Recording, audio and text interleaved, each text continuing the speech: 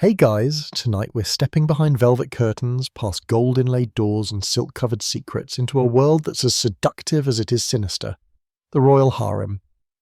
It's easy to imagine a place of beauty, perfumed baths, soft cushions and women draped in jewels, lounging under latticed windows as oud smoke curls through the air.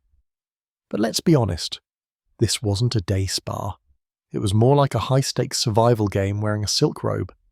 You probably won't survive this, so before you get comfortable, take a moment to like the video and subscribe, but only if you genuinely enjoy what I do here. And hey, where are you tuning in from, and what time is it there? I always love seeing who's up late with me. Now, dim the lights, maybe turn on a fan for that soft background hum, and let's ease into tonight's journey together. You wake up disoriented. The mattress under you is firm but covered in embroidered velvet. There's incense in the air, something floral and slightly bitter, and distant music floats down the corridor like a whisper you're not supposed to hear. You sit up and already you're being watched. A girl no older than you, dressed in muted silk, holds a tray with warm water and dates. She says nothing. She's not allowed to speak unless spoken to. She was once new, too. You're in the imperial harem. It's the 16th century, and you're in the heart of Topkapi Palace in Constantinople, modern-day Istanbul. But this isn't just a royal residence. This is the most guarded inner world of the Ottoman Empire, where hundreds of women, sometimes over 1,000, live cloistered lives behind high stone walls and latticed screens. You're not a prisoner exactly, but you're definitely not free. You're property now, an object of the Sultan's interest, or at the very least an asset to be managed. You weren't brought here randomly. Maybe you were gifted by a foreign dignitary, maybe your village was raided, maybe your family was poor and thought selling you to the palace was the best option. That last one? Weirdly common. Parents hoping their daughters might rise through the ranks and live a life of opulence, if not freedom. But once you're here, the fantasy fades fast. You belong to the imperial court now, which means endless rules, fierce rivalries, and the constant low-humming tension of women living in a cage made of gold. Here's the thing about harems. They weren't unique to the Ottomans. You'll find versions of them in China, Persia, India, and even parts of Africa. But the Ottoman harem is special for one dark reason. It wasn't just a place where the Sultan kept his many wives and concubines. It was a political engine, a shadow government run by women who had everything to gain, and even more to lose. Your new home is more like a palace within a palace. There are gardens you can't visit without permission, mosaic-tiled chambers where only the highest-ranking concubines can go, and a bathhouse so elaborately decorated it feels like sin just to sweat in there. But don't be fooled by the aesthetics. Every corner of this place is steeped in control. There are guards, mostly eunuchs, watching everyone. You'll soon learn their hierarchy is just as cutthroat as the women's. You've got two main paths in this place: fade quietly into the background or claw your way to the top. That climb, by the way, usually starts with being noticed by the Sultan. But even that's not as simple as it sounds. You can't just strut into his chamber. Everything is orchestrated. Girls are trained like chess pieces: music, dance, etiquette, religion. You're being shaped into a tool of diplomacy, beauty, and occasionally manipulation. And the competition? Oh, it's not subtle. You've just entered a nest of women whose lives depend on staying relevant. One smile at the wrong time, one misplaced word, and you've made an enemy who knows how to braid poison into your hair oil. This place is all about hierarchy. At the top sits the Valide Sultan, the Sultan's mother. She wields terrifying influence both over the harem and the Sultan himself. Under her, a descending ladder of favourites, consorts, tutors and servants. At the bottom, you. Here's a historical nugget to chew on. During the height of Ottoman rule, the harem wasn't just a side attraction, it was a political force. In fact, from the mid-16th to the mid-17th century, the empire entered a period known as the Sultanate of women. The Sultan's mother or favourite consort often controlled matters of state, arranged political appointments, and even issued royal decrees. So yeah, while the men wore the crowns, the women quietly moved the empire's gears. But here's a quirky twist. Despite all the rules, gossip and backstabbing, the women also formed deep, complicated bonds. You'll hear laughter from down the hall, girls braiding each other's hair, secret romances between concubines and guards, risky, forbidden and oddly common. There are coded knocks, secret language and midnight dances to cope with the stress. Imagine being trapped in a Netflix drama that never ends, and you don't get to leave when the credits roll, and there's an ongoing scholarly debate that's been stirring historians for decades. Was the harem primarily a place of oppression or empowerment? It's easy to brand it as a gilded prison, but dig deeper, and you'll see women using every ounce of influence available, bearing sons, manipulating court alliances, plotting, and thriving in a system designed to control them. They weren't passive dolls, they were players in one of the most sophisticated games of power the world has ever seen. So here you are, fresh linen wrapped around your shoulders, looking at your reflection in a copper mirror. You're terrified, maybe a little curious. You don't know it yet, but someone is already watching you. The eunuchs report new arrivals. The other girls know your name. Maybe the Valide has already asked about you. The game has begun, and just like that, the silk-wrapped chessboard moves one piece closer to checkmate. You don't sleep well your first few nights in the harem. The bed is soft enough and the chamber is warm despite the stone walls, but there's always a sound. Soft footsteps padding past your door. Whispers in a language you barely understand. Once you're pretty sure someone cries all night in the room next to yours. No one mentions it in the morning. When you're summoned, it's not with a shout or a bell, it's a girl slipping in through the curtains, her eyes lowered, murmuring that the head of the girls wants to see you. This woman, with her perfectly symmetrical face and voice like a lullaby laced with steel, looks you over the way a merchant inspects fruit. She asks you questions, your name, your past, your skills, or you give answers you think are safe. That's when she smiles a little too kindly and tells you the truth. Forget your name. Forget who you were. That girl doesn't live here anymore. This is your orientation. Welcome to the palace within the palace. You're given a new name, likely Arabic or Persian in origin, meant to sound poetic, sweet on the tongue. The other girls have names like Lale, Tulip, Salen, Gazelle, or Exile, Moonstream. You'll answer to it from now on. Your old name is tucked away with your past, both of which you're expected to forget. Now, about the layout. Topkapi Palace is enormous, but the harem is its own sealed-off section, hidden deep within. High walls enclose lush courtyards where only authorized women may walk.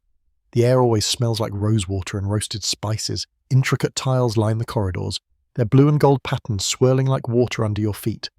You get turned around constantly, and you're told it's by design. Outsiders would never find their way out if they got in. Not that they do, not ever. You start to learn the rhythm of the place. Morning begins with ablutions, then prayers.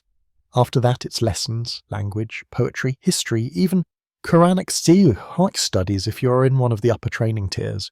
The older girls know music, dance, embroidery. They glide like swans, all poise and half smiles.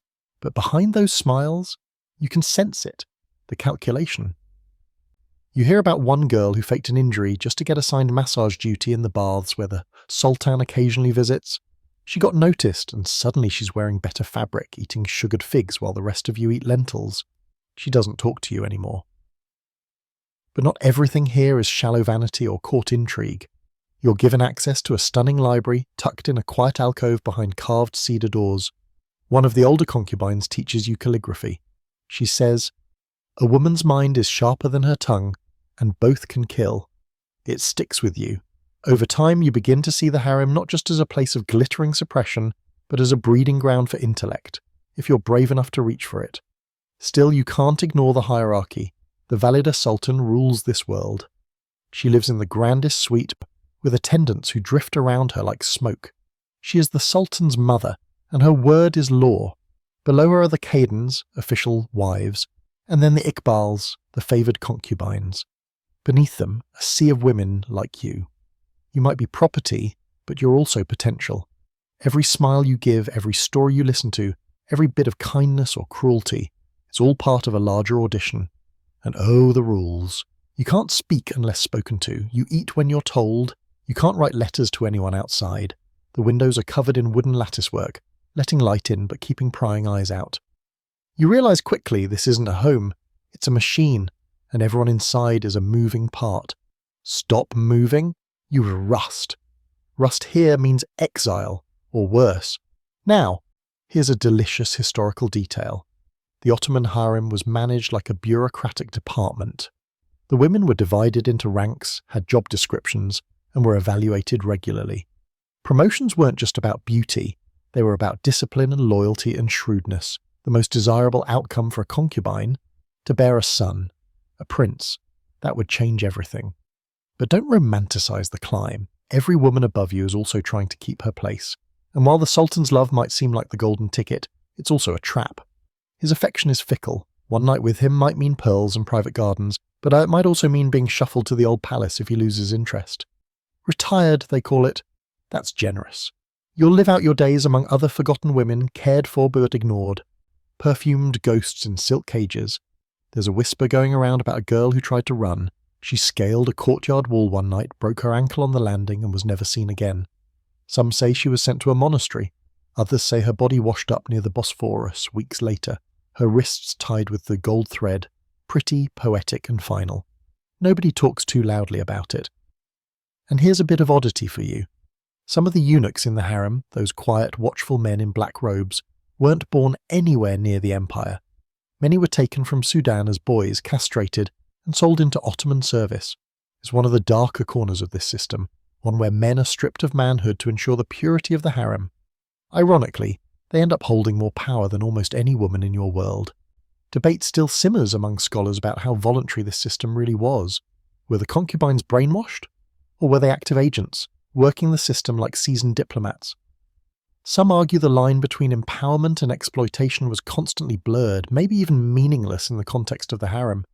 You live that tension every day, but tonight you lie back on your cushion, your muscles aching from dance lessons, your mind spinning with new Persian poetry. Outside your window you hear the fountain gurgling in the moonlight courtyard. For a second it's almost peaceful. Almost. Somewhere a flute begins to play, the palace slumbers, but you're wide awake. You've started to understand the rules of this glittering prison. The question is, can you learn to bend them? They don't let you forget how you got here. Every morning as the call to prayer echoes through the stone corridors, you wake to the soft rustling of silks and the scuffle of slippered feet.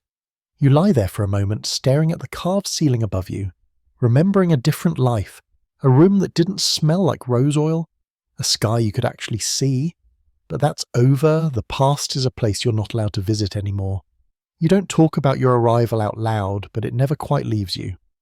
Most girls in the harem came by force or by transaction, a gift from a noble family hoping to earn favour, a prisoner of war, deemed beautiful enough to be rebranded, a girl sold by the desperate parents, because one less mouth to feed could mean survival for the rest.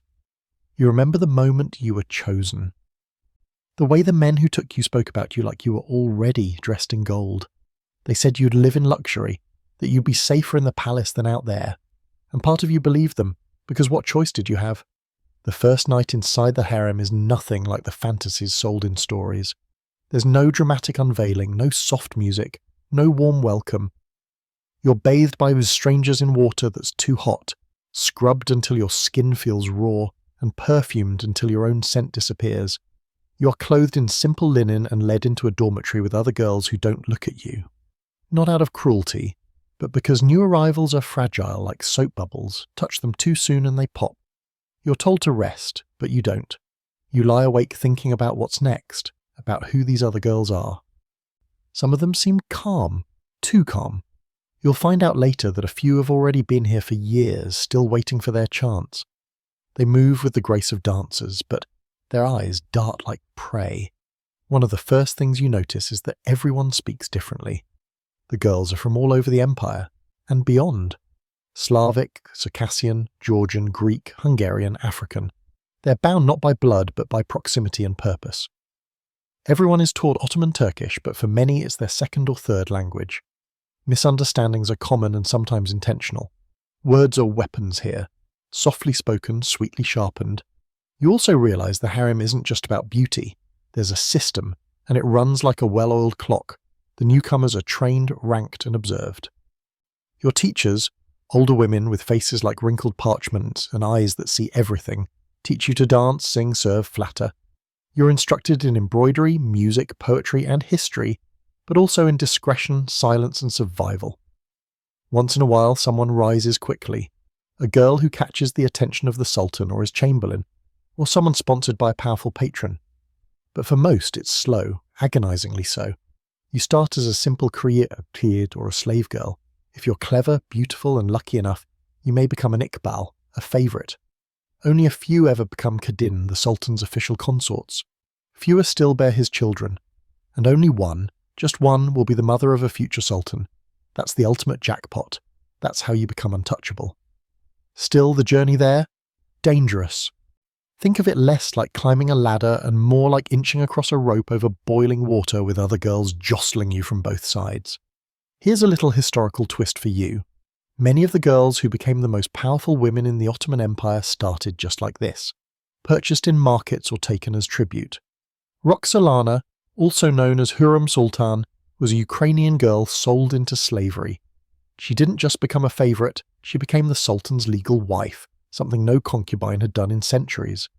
And she changed the empire forever, manipulating court politics, forging international alliances, and writing letters to foreign rulers like a queen in all but name. So no, this system isn't just about submission, it's about strategy. Of course, not everyone wants to play the game. Some girls find quiet corners of the palace to disappear into, laundry rooms, kitchens, libraries. Some go mad.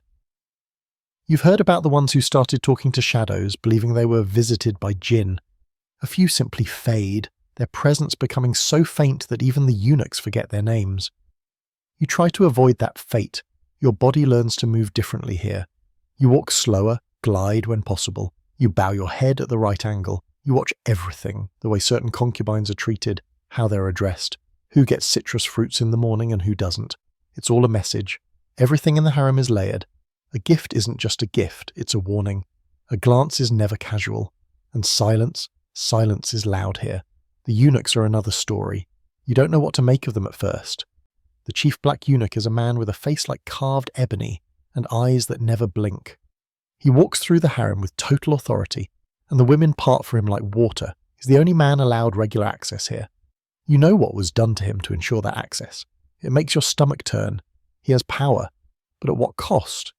There's a disturbing fringe fact you overhear from one of the older girls. Some eunuchs were rumoured to keep hidden lovers among the concubines, violating every rule of the harem. If discovered, both parties faced unspeakable punishments. It's whispered that one pair was caught and executed publicly, one drowned in a cistern, the other strangled with her own hair. Is it true? No one knows, but the fear it creates is very real. And then, late one night, as you pass a chamber on your way to the baths, you hear music, a flute, delicate and trembling, followed by the gentle thrum of a tambour. You peek through the carved screen. There are girls practicing a dance by candlelight, their movements slow and mournful. A tutor claps softly to keep time. Their faces are blank, exhausted, yet the beauty of the moment steals your breath. The harem is filled with moments like this. Pain and wonder stitched together like a tapestry, where every beautiful thread hides something dark underneath. You don't know what your future holds.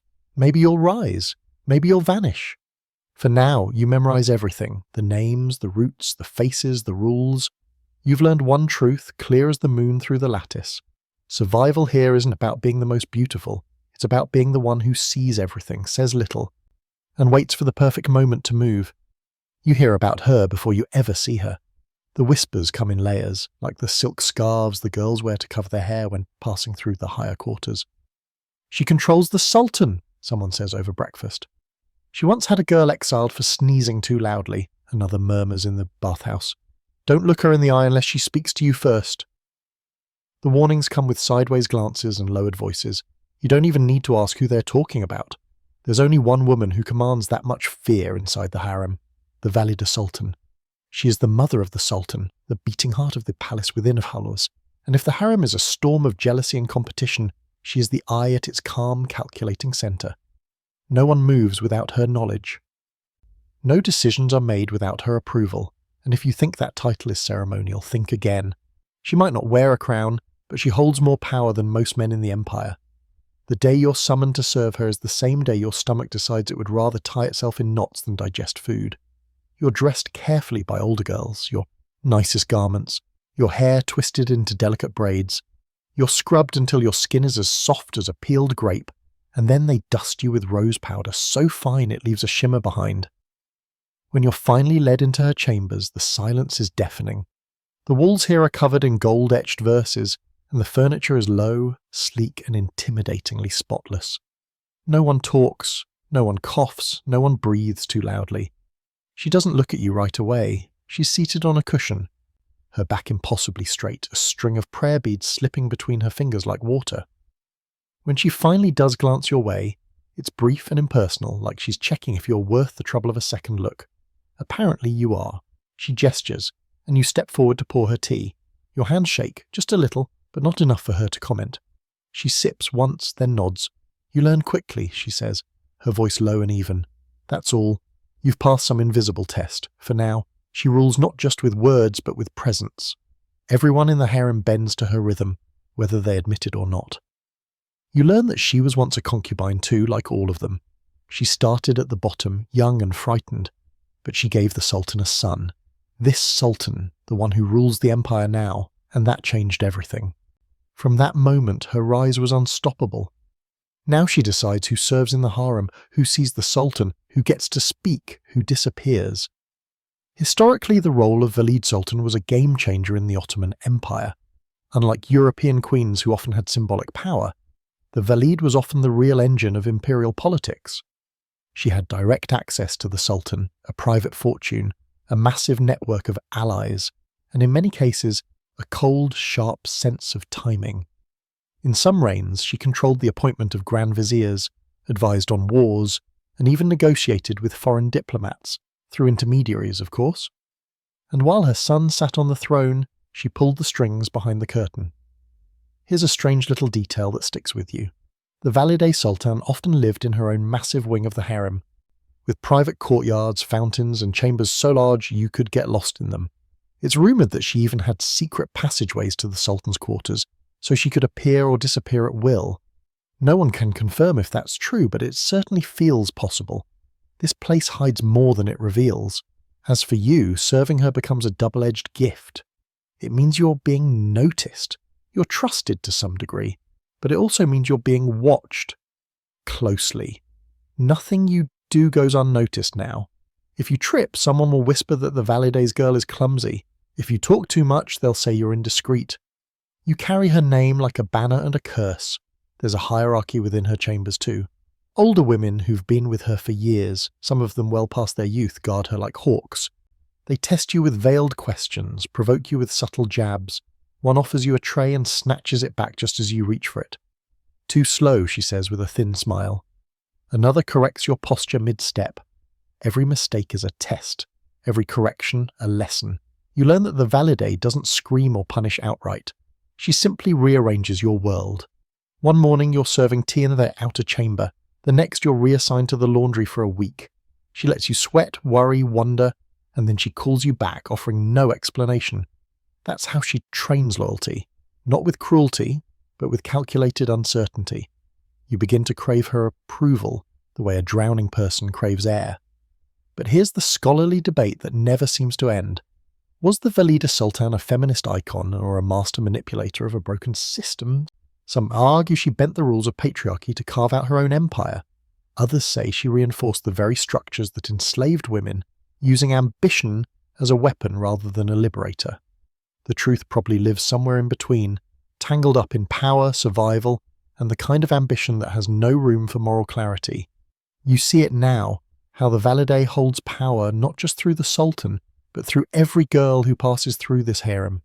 She shapes destinies. She builds alliances among women who might otherwise destroy each other. And when necessary, she crushes dissent with a whisper and a nod. One night, after a long day of service, you see her alone in the courtyard. The moonlight touches her silver-threaded veil.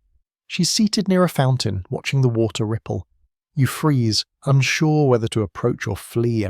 Then she speaks, not turning to look at you. The strongest women in this world, she says, learn to speak through dissent. Then she stands and disappears into the shadows, her footsteps as quiet as her power is loud. You carry that moment with you for days, maybe forever. It becomes the lens through which you see the harem and your place entire. No one here is safe. But if you learn the rhythms, if you watch closely, if you make the right moves, you might survive. You might even win. They call it the dance of silken knives. Not out loud, of course, that would be too bold, but you hear it whispered in the corners of the baths, hinted at over trays of rosewater sherbet, and pass between girls in knowing glances. It's the game that every woman in the harem is forced to play, whether she wants to or not. A game where jealousy is currency, betrayal is survival, and the only rule is this: never let your guard down, not even in sleep. Begin subtly. A scarf left on your bed, soaked in jasmine oil you're allergic to. A pin missing from your favourite brooch. One morning your slippers are swapped for ones 2 sizes too small. Nothing lethal, nothing overt, just enough to remind you that you are being watched, measured and targeted. And worse, that you have already become a threat, even if you haven't earned a place of power yet. You've merely shown potential. And here, potential is dangerous. You start noticing the patterns. There are cliques within the harem, mini-courts that orbit around more senior concubines or the sultan's favourites. One group aligns itself with a Georgian beauty who's rumoured to know how to cry on command and once recited love poetry until the sultan wept. Another gathers around a fiery Albanian girl with an explosive temper and the loyalty of a wolf pack. These alliances shift like sand dunes, always subtly reshaping. You're approached one afternoon by a quiet girl named Elif, who offers you a pomegranate slice and asks if you want to join her for embroidery. It's an invitation, but not just to stitch flowers onto silk. It's her way of asking, which side are you on? You smile politely, but you don't answer. You've learned enough already to know alliances here can be fatal. The stakes go beyond gossip. Position in the harem means better food, warmer quarters in winter, silk instead of cotton, gold bracelets instead of wooden combs. But it also means influence. The higher-ranked women don't just dress better. They control what messages reach the sultan. They suggest who should be promoted, who should be punished, and who should simply disappear. You hear the story of Layla, a stunning girl who won the sultan's attention after a single banquet. She was moved into better quarters, given fine clothes, and seen whispering with the Valide herself. 3 days later, she slipped on a polished tile and cracked her head open. Died instantly, or so the official story goes. But one of the bath attendants swears she saw oil poured across the floor just hours before. The investigation ended quickly, too quickly. Her body was wrapped in white linen and carried out before sunrise. No ceremony, no questions. That's the thing about death here. It's often wrapped in silk and perfume. It doesn't scream, it whispers. Historically, harems were famous for these brutal rivalries, though most official records gloss over them. But Ottoman court historians did sometimes mention sudden disappearances, mysterious illnesses, or rapid shifts in the sultan's favourites. And behind those official lines? Likely sabotage, poison, or good old-fashioned scheming.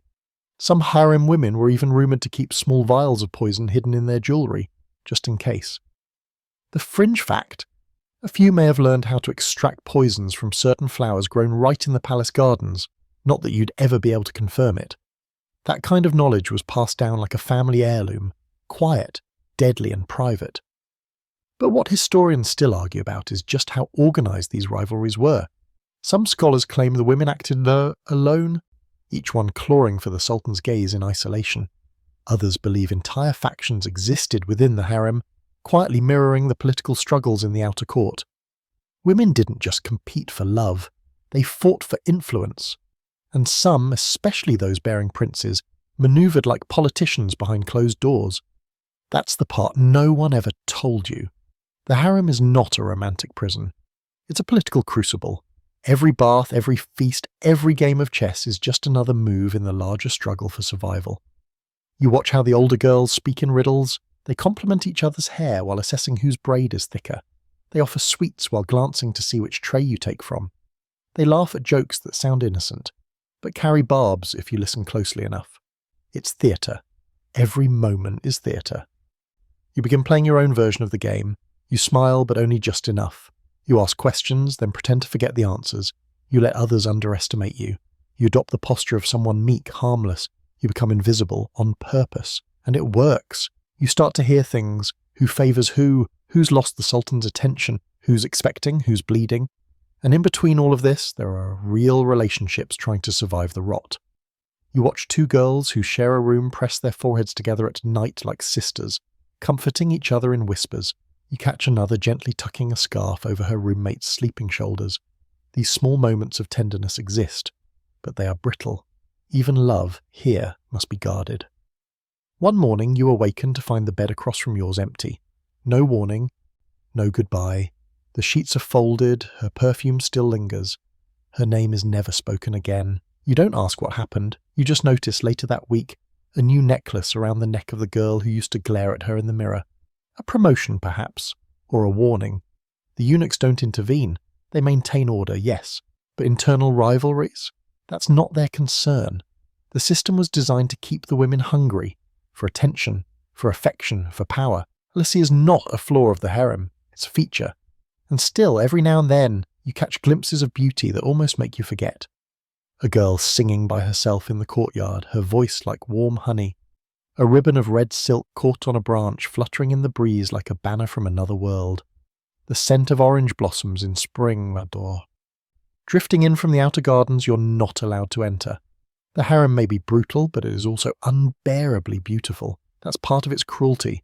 So you keep your head down, your eyes open, and your words few. You listen more than you speak. And most importantly, you remember. You remember every face, every whisper, every slight.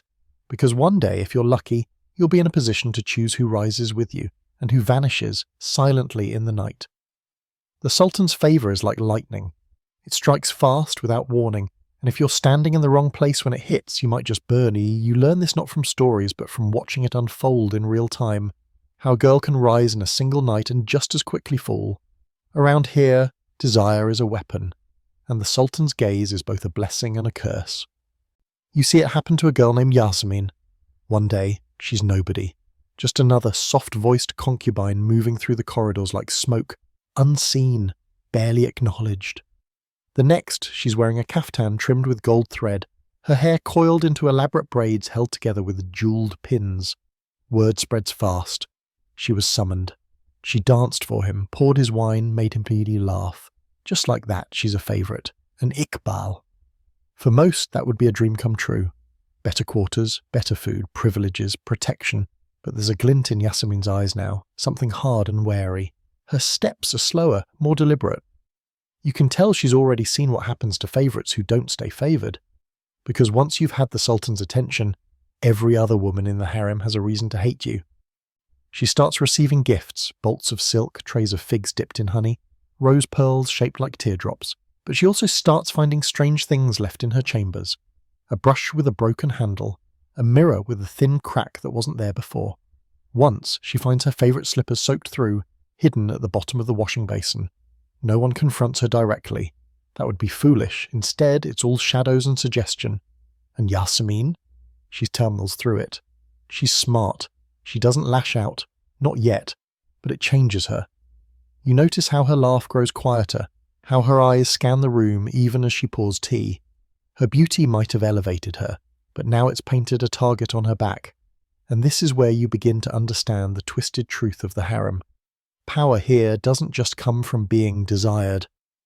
It comes from knowing how to hold on to that desire when everyone else is trying to rip it away from you. Historically, the life of a favoured concubine in the Ottoman harem was unstable to say the least. The Sultan had hundreds of women available to him, and while he often rotated through them based on politics, beauty or whim, only a handful ever achieved lasting favour.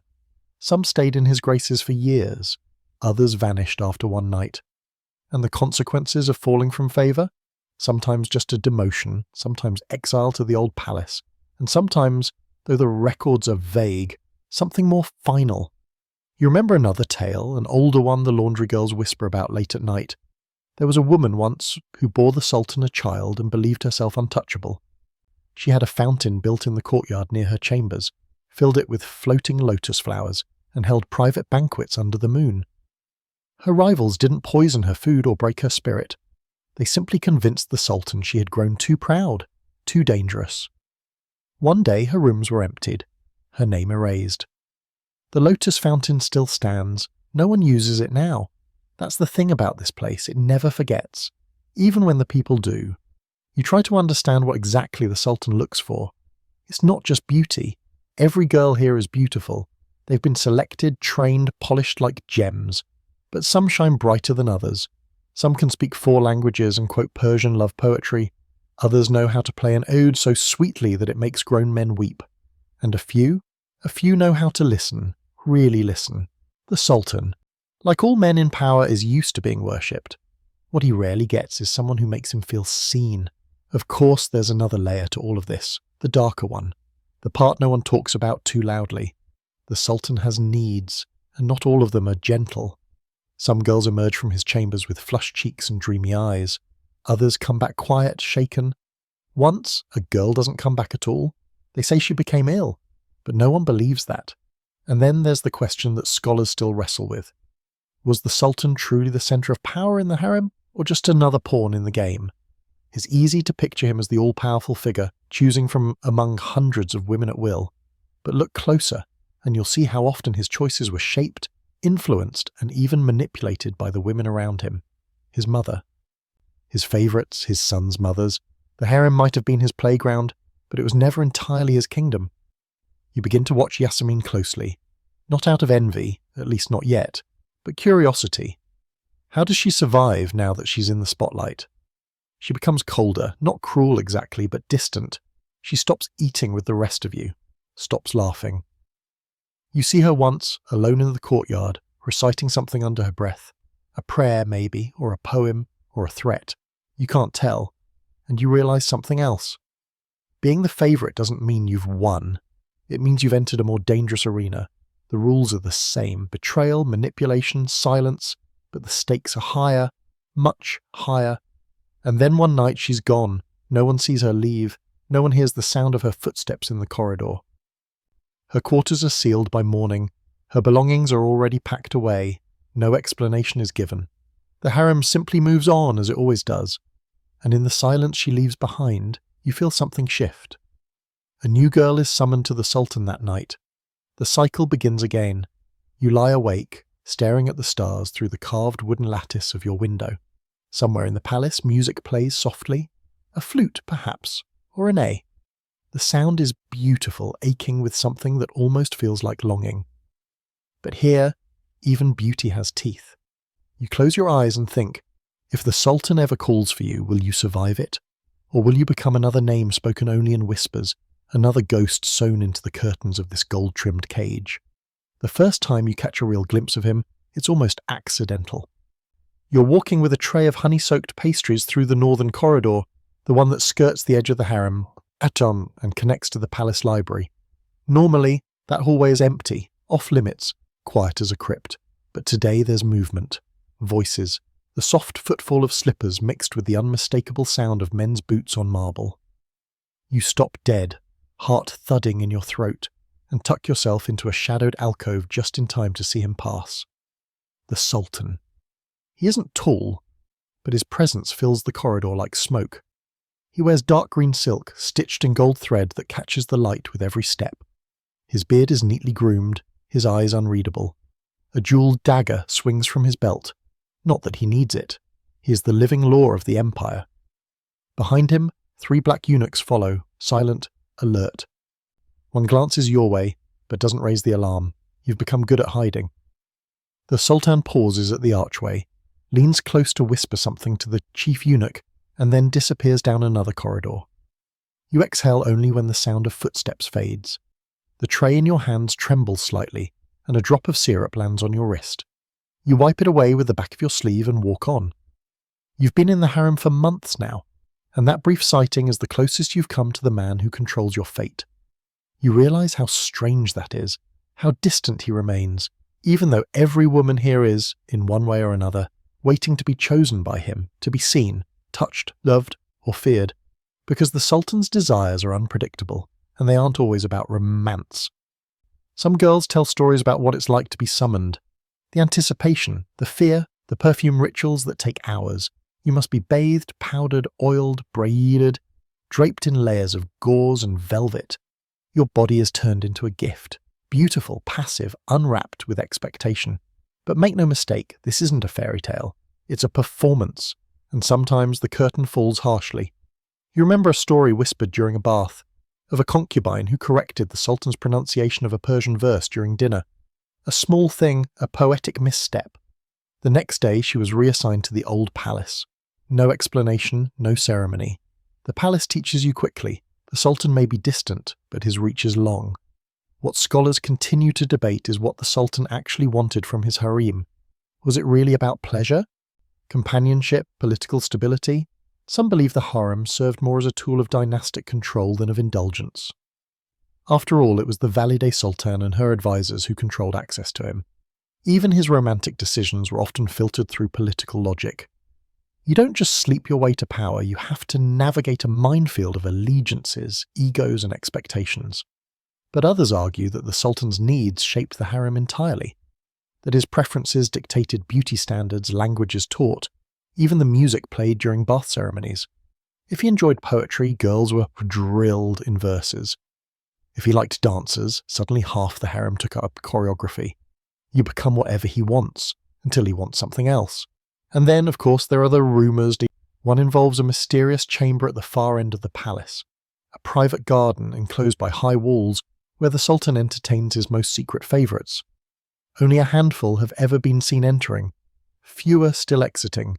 The garden is said to be filled with pomegranate trees and silent pools. The women who go there are dressed in black instead of white. It's said the Sultan visits in disguise, wearing no royal colours, no titles, just a man. Some say it's romantic. Others say it's where the strangest desires are fulfilled. You've never seen it, but you can't stop imagining it. Then there's the fringe story, about a sultan who once fell in love with a concubine so deeply he refused to sleep with anyone else. His advisors panicked. The balance of power was disrupted. They believed the girl bewitched him. Some say she was poisoned by a rival. Others say she was sent away under cover of night, drugged and placed on a ship to Alexandria. No one knows for sure, but the image lingers, a woman too powerful to keep, too dangerous to destroy quietly. It makes you wonder, what does the Sultan really want? Because it's not just beauty. You've seen the most striking girls go unnoticed. It's not always obedience either. There are girls here with sharp tongues and even sharper minds who have been summoned again and again. Sometimes you think it must be something stranger, some invisible thread. A girl's silence, the way she reads a book, the curve of her smile when she thinks no one is looking. You begin to understand that the Sultan's affection isn't earned by playing a part. It's earned by playing the part so well he forgets it's a performance. And yet all of it, the anticipation, the fear, the grooming, is built on uncertainty. You could spend years perfecting your skills, learning poems, mastering etiquette, only to die of fever before he ever learns your name. Or you could stumble into his path one day, accidentally drop a cup and have his attention for the rest of your life. You know one thing though, once he calls for you, your life is no longer your own. The girl who goes to him isn't the same girl who returns, not because she's broken or spoiled, but because she's seen the heart of the palace and survived. Whether it was warm or cold, cruel or kind, real or false, it changed her. You think about this as you lie in bed that night, the sound of fountains echoing through the stone corridors, the fragrance of rosewood drifting through the open lattice. Somewhere nearby, you hear music again, the Sultan is awake, and maybe, just maybe, he's thinking of someone. You come to know the eunuchs by their steps. Each one moves with a rhythm, some gliding suddenly like wind across marble, others announcing their presence with clipped strides and the faint rustle of starched robes. At first, you fear them. That's how it starts for everyone. They are the only men allowed to walk freely through the harem, the only eyes that witness everything, your training, your mistakes, your triumphs, your humiliation. They carry your secrets like coins in a pouch, clinking softly against their silence. But over time, your fear dulls into something else. Not trust exactly, not friendship, just recognition. Because if the women are prisoners wrapped in gold, the eunuchs are the sentries of the cage, and the prisoners too. The chief among them is a man named Kafur. His skin's dark as polished obsidian, his voice low and measured. He rarely speaks unless necessary, but when he does, people listen. You learn quickly that Kafur is not to be trifled with. Not because he's cruel, but because he is everywhere. You see him in the morning leading a procession of bath attendants, in the evening overseeing the kitchen deliveries. Once you spot him at the Valide's side murmuring something into her ear. Her nod is subtle, but absolute. Kafur nods back and vanishes. He's a ghost with power, and yet for all their authority the eunuchs live in a strange in-between space. Technically they are servants, but in practice they are intermediaries, message bearers, fixers, spies. They keep the Sultan informed of the mood inside the harem. They escort women to his chambers, they deliver gifts, arrange seating, decide who sees whom and when. You begin to realize that no woman in the harem reaches power without passing through a eunuch's good graces first. Historically, these were men who had been taken from their homes as children, many from East Africa, especially the Nubian and Sudanese regions, and subjected to the brutal act of castration. It was seen as the price of admission into the imperial machine. The logic was cold. By removing their capacity for sexual relations, they could be trusted among the concubines. But the empire gave back what it stole in strange, twisted ways: status, influence, access to power. Kafur, for instance, likely commands more respect within the palace than half the viziers outside of it. There's a chilling fringe rumour you overhear one evening, while folding linens near the inner baths. A girl claims that some eunuchs weren't fully castrated, that a few, hidden among the ranks, retained enough of their manhood to betray their vow of chastity. She says she once saw a concubine vanish after becoming pregnant, with no official partner to blame. Of course, no one repeats the story in daylight. But it clings to the walls like mildew, unproven, uncomfortable and persistent. You learn the rhythms of the eunuchs over time. Some are kind in their own way. One helps a girl carry her laundry after she stumbles. Another leaves honey dates outside your door during a feverish week.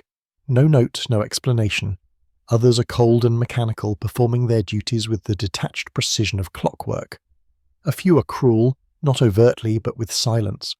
They watch you trip and don't reach out, and they see you cry and say nothing. They leave you waiting outside locked doors just long enough to remind you who controls the keys. And still, they are not free. You once glimpsed the living quarters of the eunuchs, tight, sparsely furnished rooms near the edge of the harem walls. No decoration, no luxury, only the essentials. They eat quickly, sleep lightly, and always wake before you do. They are the first to know of a death and the last to speak of it. You wonder how they survive it all, watching, always watching, never touching, never belonging. One night, as you're passing through a garden with your tutor, you cross paths with Kafur. Your tutor bows low, murmuring a greeting. You do the same. Kafur pauses, looks at you.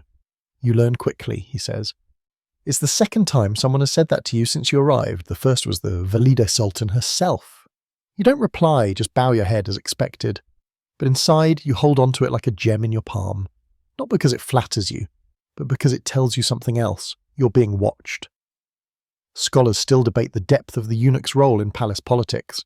Were they loyal intermediaries, simply serving the crown, or were they silent puppet masters, manipulating the harem for their own ends? Some argue that the chief eunuchs, particularly those who served for decades, built vast networks of power that rivaled even the Grand Vizier. Others suggest that while they had proximity to power, they were still ultimately servants, useful, but expendable. You don't know what Kafur truly is: a loyal protector, a strategist, a survivor. What you do know is that he never forgets a name, never misses a detail, and more than anyone, he knows who is rising and who is falling. You begin to understand something uncomfortable. If you ever want to rise, truly rise, you'll need someone like Kafur on your side. But earning the favour of a eunuch isn't like winning over a concubine or a tutor. They don't respond to flattery or smiles. They aren't interested in beauty. What matters to them is precision, discipline, restraint. They value the girls who follow the rules, until it's time to break them quietly, cleanly, with no mess. The girls who don't beg or whimper. The girls who understand the system and never force it to acknowledge itself. That's the irony, of course. The most dangerous people in the harem aren't loud. They're silent. The concubine who never gossips. The eunuch who never speaks. The servant who never blinks. These are the ones who survive. And if they do more than survive, they become legends. You lie awake that night wondering what Kafur saw in you. Was it your sense, your observation, or something more? You imagine him watching from the shadows, noting the way you place your hands when you serve tea, the tilt of your head during lessons, the people you choose not to speak to. And you think, perhaps the Sultan isn't the one you need to impress. You learn to pass secrets like silk through your fingers, quietly, quickly, without drawing attention. Not the kind of secrets that shake kingdoms, at least not yet, but small ones. The name of a girl whose favourite tutor has suddenly disappeared. The whisper that the Valide Sultan has a fever, and that her son has sent physicians to her chamber 3 times today. Or the note you find slipped into your laundry basket, written in delicate calligraphy, asking if you know what really happened to Yasmin. You don't answer, of course, but you read it twice. The harem has its own nervous system, a web of nerves and pulses that reacts faster than any guard or eunuch. Word travels in whispers between curtain folds, across bathhouse tiles, over shared mirrors and bowls of honey. No one walks through the same corridor twice without someone noticing. No glance is meaningless. No silence is empty. You're part of it now, this quiet rebellion of information, and it gives you a strange sense of power, even if you're still a nobody by rank. What surprises you most is how alive this place becomes after dusk. As the rest of the palace settles into stillness, the harem begins to stir. Girls light oil lamps and sneak into each other's quarters under the pretense of returning borrowed silk. Slippers scuffle against mosaic floors. Music starts low, then lifts.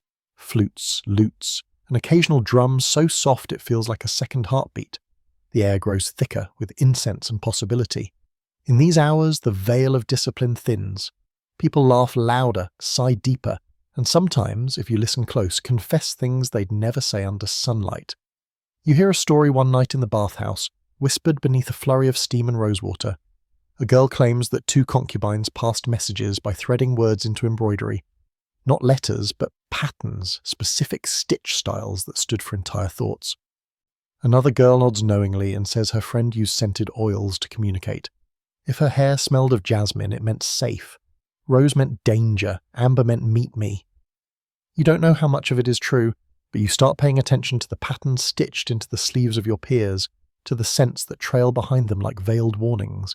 There's also the language of touch, elbows brushing too intentionally, hands lingering during dance lessons, fingers tapping out secret codes against stone railings. Even the way someone arranges fruit on a plate can hold meaning. 3 figs in a row, a subtle insult. 4, an apology. You begin to understand that nothing here is just what it seems. The harem isn't just a home, it's a language. A complicated, layered dialect of signals, rituals, and roles. Historically, the Ottoman harem was more than a royal dormitory. It was a kind of finishing school, political court, and cultural engine all in one. The women weren't just passive ornaments. They were trained to read, to write, to memorize poetry, to compose music. Many were multilingual, speaking Arabic, Persian, Turkish, Greek. The smarter ones used their education to shape events behind the scenes, especially if they found allies willing to pass messages to the outer court. A well-placed whisper could decide the fate of a governor. A cleverly delivered poem might alter a law. But these things didn't happen with fanfare. They happened through lace and laughter. There's a strange thrill to it all. Knowing things, hinting at things, becoming part of the invisible machinery that actually runs the harem. You're still low in rank, yes, but you're not blind. You've learned who speaks too freely, who listens too carefully, and who pretends to be stupid but absolutely isn't. And as your understanding grows, so does your usefulness. Girls begin asking you questions, small ones at first. Where did you get that comb? Have you heard when the Valide will attend the gardens again? But you see the deeper currents beneath. They're not asking about combs or strolls, they're asking what you know and whether you'll share it. You don't, at least not fully, but you share just enough to stay relevant. That's the art. Give away a fingertip, keep the arm. One evening, you're summoned to help serve at a quiet poetry gathering held in one of the smaller salons. Only a few girls are invited, favourites of the Valide and those trained in literature. You don't speak unless addressed, but you listen. And what you hear isn't just poetry, it's a negotiation in verse.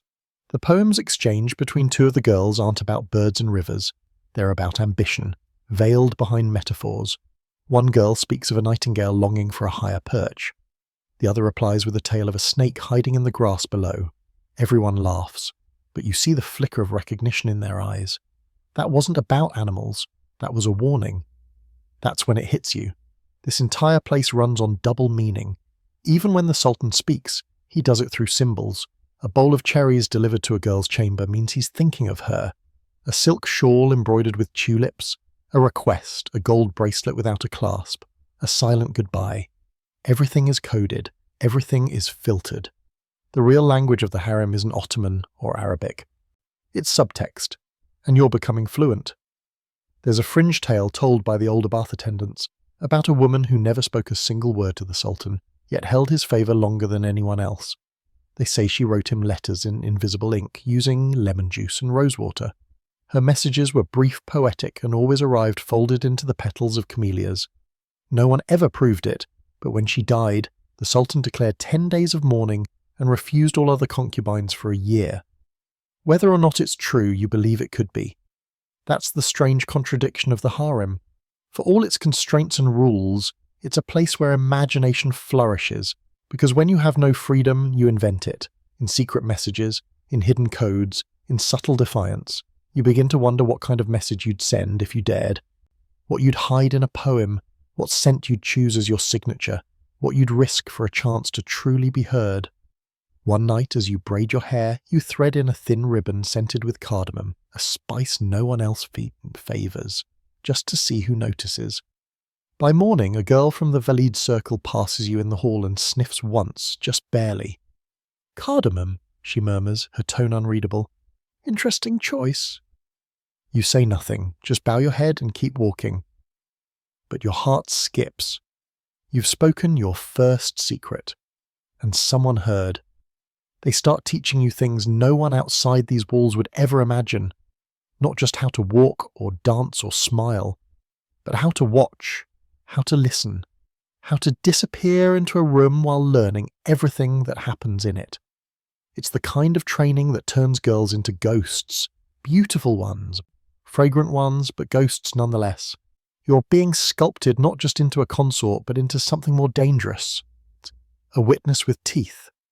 Your lessons become more intense as you rise in favour, even if only slightly.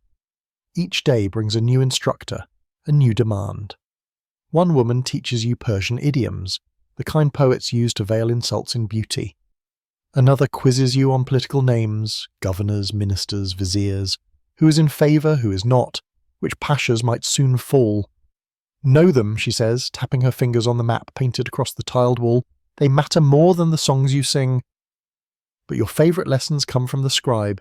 He's not supposed to be teaching girls like you, only the Sultan's sons or high-ranking concubines expecting to bear heirs, but he owes a mepipse to the Valide, and you're granted the rare privilege of studying calligraphy in his quiet, lamp-lit room at the edge of the harem's library. He teaches you how to hold a reed pen just so, how the flow of ink across paper is like the rhythm of a conversation, measured, deliberate, graceful. Under his guidance, you begin transcribing poems, then letters, then diplomatic phrasing so layered into courtesy it practically sings. You love the way ink spills secrets, how one wrong flourish can twist a word into something new.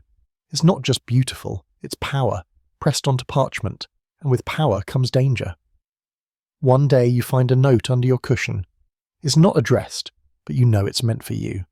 The calligraphy is exquisite, the letters shaped in a style that matches your tutor's. It reads only, "Be careful, not every eye is blind." You burn it immediately. Around the same time, a new girl arrives, young, delicate, all freckles and amber eyes. She looks harmless, but the harem teaches you not to trust appearances. The older women say she was brought from the provinces as a gift to the Valida, but others whisper she was smuggled in under false identity. Her name is Nlufa, and she smiles too much, as if she knows something none of the rest of you do.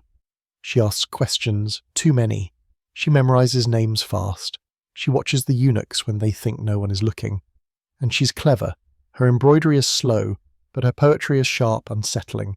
You hear her recite a verse during a lesson that makes even your instructor shift in her seat. The verse ends with the line, "The knife beneath the rose does not wait for rain." No one laughs.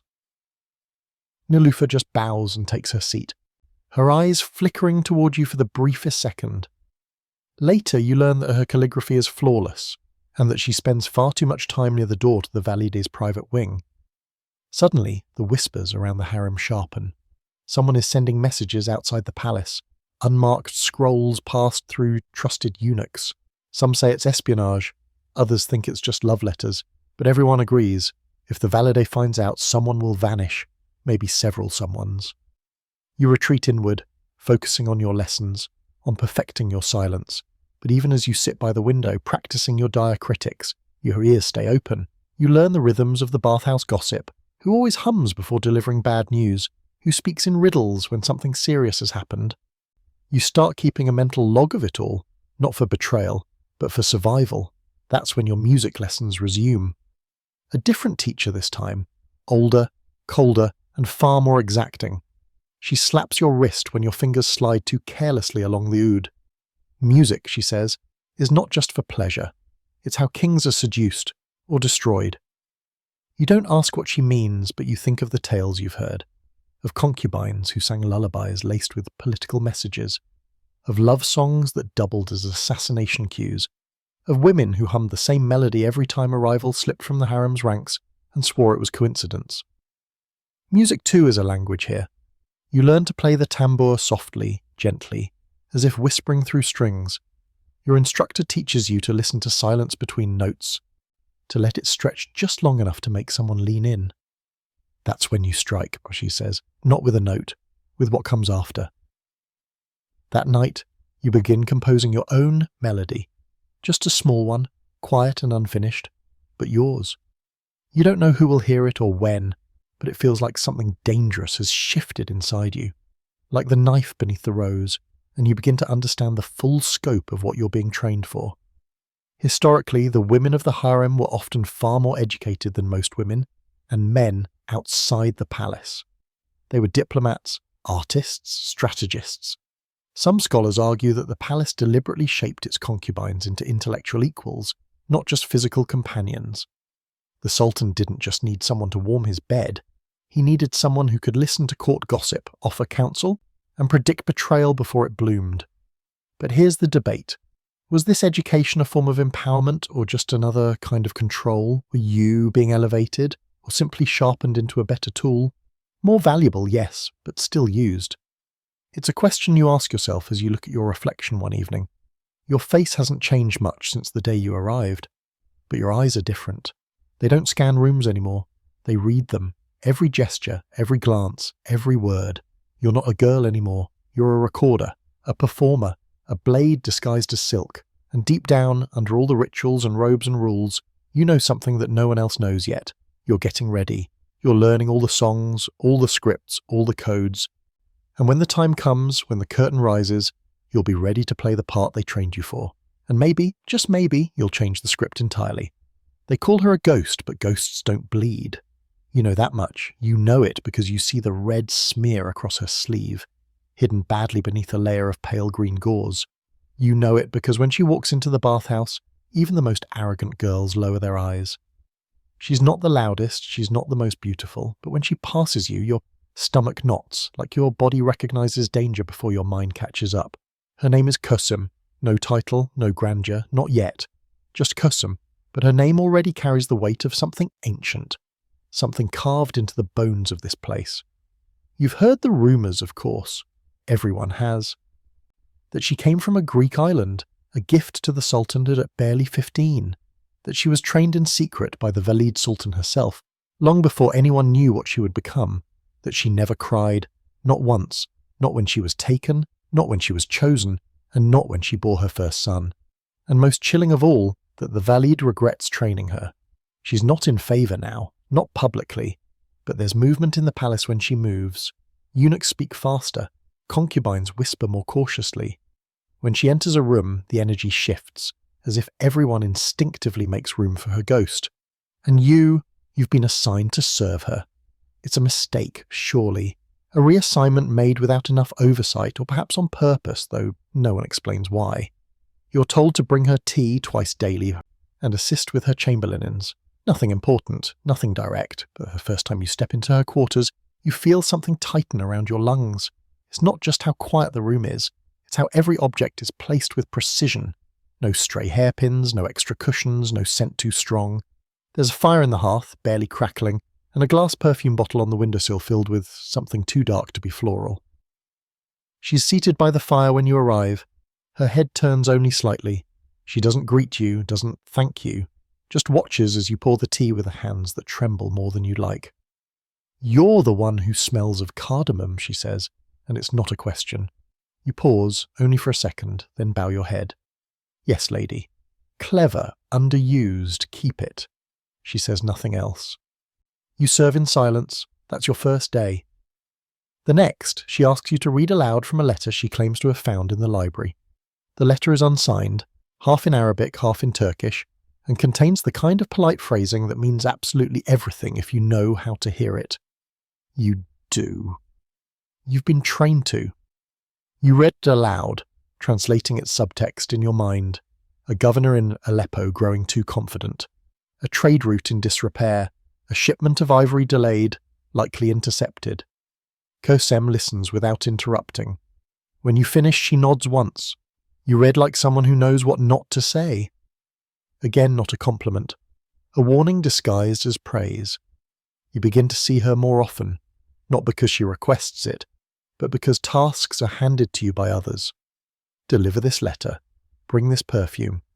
Polish the pearl inlay on her writing desk. Each chore is small, but cumulatively they mean one thing.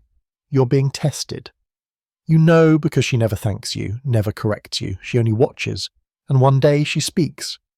Do you know how many women died so I could sit on this cushion? You blink, slowly shake your head. 9, that I know of. Some of them I named, some of them I didn't have to. Her voice is soft, nearly a whisper, but none of them would have done anything differently given the chance. She looks at you then fully, and in her gaze you don't see regret, you see resolve, the kind that turns into legacy. Historically, Kosem Sultan was one of the most powerful women in the Ottoman Empire. She began as a concubine, rose to become Haseki Sultan, the Sultan's chief consort, and later served as regent for not one, but 2 of her sons. For decades she controlled the empire from behind a curtain, issuing decrees, manoeuvring through palace coups and shaping foreign policy. Some historians praise her brilliance, her diplomatic finesse. Others condemn her ruthlessness. The truth, as always, is probably both. There's a particularly chilling fringe story you overhear from one of the bath attendants, that Kosem once smuggled poison into a rival's bath oil, not enough to kill, just to cause a slow, painful rash that left scars. The girl never rose in rank again. Whether it's true or not doesn't matter. The story is power, and the fear it breeds is more effective than the poison itself. You begin to understand that Kosem doesn't just live in this palace, she haunts it. Every corridor bears her mark, every eunuch glances toward her chambers with unease. Even the Valida Sultan has started shifting her appointments, avoiding the hours when Kosem might be nearby. One evening, after you finish tidying her inkstone and are preparing to leave, she speaks again. Most girls want love from the Sultan, some want gold, a few want sons, but the ones who survive? She turns her head just slightly. They want everything. You nod, unsure if you're agreeing or asking her permission. Later that night you hear raised voices down the hall, not shouting, just enough tension to prick your ears. Someone says the Sultan will be visiting Kosem's wing soon. Not officially, quietly, a private visit. By morning the news has spread, nothing confirmed of course, but girls walk differently now, slower, more deliberate. The hierarchy is already adjusting itself like a sea shifting under the moon. And you? You go to her chamber at the usual hour. She's seated as always, backson straight, eyes unreadable. The fire burns low. Pour the tea, she says, and tell me what the Valide is afraid of this week. You begin to speak, and with every word you feel yourself stepping deeper into her shadow. Not trapped, protected, or perhaps absorbed. You don't know yet, but you'll find out. It begins with a bloodstain on the sheets. That's the moment everything changes. The girl is quiet, too quiet when she emerges from the physician's chamber, her eyes wide and shining like polished onyx, her hands trembling just enough to betray the storm gathering inside her. She's young, no more than 16, and until now she's been a shadow. Pretty, polite, but forgettable. That ends today, because now she's pregnant. And in the harem, a womb is not a body part. It's a weapon. Word spreads faster than incense smoke. By mid-morning everyone knows. The girl, Safiye, is carrying the Sultan's child. She hasn't said it, of course, and she wouldn't dare. But it doesn't matter. She was summoned to his chambers 5 nights ago. She hasn't bled since. The signs are clear. Her meals now arrive on gilded trays. The Valide's personal physician has examined her twice. And suddenly, the girls who used to ignore her now offer gentle smiles and folded notes and empty flattery. It's all the same message. Take me with you when you rise. Because if she bears a boy, a prince, her entire fate shifts. She becomes a Kaiden, an official consort. Her rooms will expand, her jewels will multiply. Servants will appear at her side like shadows. She will have a voice, a household, perhaps even land. And if her son grows into power, she becomes a Valida Sultan one day. She becomes untouchable, but between now and then, there's only danger. You watch the change settle into Sophia's spine. She stands straighter, smiles less, eats more carefully, as if every bite is a calculated investment. And you notice something else. She's afraid. Not of the pregnancy, but of the attention. Because this is the moment when everyone will either try to protect her or destroy her. So you've seen it happen before, though no one says it aloud. Pregnancy is supposed to be a blessing, but in the harem it's a spotlight, and spotlights attract knives. Historically, bearing a son in the Ottoman harem was a direct route to power, but it also triggered a vicious shift in the woman's position. Her enemies multiplied, her alliances were tested, and behind the walls of the harem, the most effective assassins weren't men with swords. They were women with access to meals, baths, oils and perfumes, to pillows that smelled of jasmine but burned the throat, to silks laced with irritants, or sometimes just to words whispered in the right ear at the right time. You hear the warning come from the laundress one evening, quietly while folding linens. If she makes it to month 6, she'll be fine, but between now and then, even a cup of sour milk could end her. The woman says it without malice, just fact. That night, you're tasked with delivering saffron tea to her chambers. It's not your usual route, but someone's been reassigned for reasons no one will explain. The cup is warm in your hand. You can smell the honey, the spices, the faint edge of something metallic underneath. Or maybe you imagine it. You stand outside her door uncertain until a eunuch nods you in. She's sitting up in bed, looking half regal, half terrified. Her fingers are wrapped tightly around the thin fabric of her blanket. You bow, place the cup down and leave without a word. You don't look back, but you hear her whisper as the door shuts, "Tell Kosem I need her." That's new, because now Kosem is part of this story too. Within days, everything shifts. You see it in the eunuchs' movements, the faster pace of the kitchen staff, the increased guards around certain halls. Someone's preparing for a birth, for a death, for something between. And Kosem, she doesn't say much, but her presence around Safia's wing becomes more frequent. You catch her once, pressing a folded cloth into Safia's hand, something so small and white it disappears immediately. Safia nods. The next day, the girl's personal chambermaid is reassigned. No one says why. There's a cold calculation to it all, and yet there's also kindness.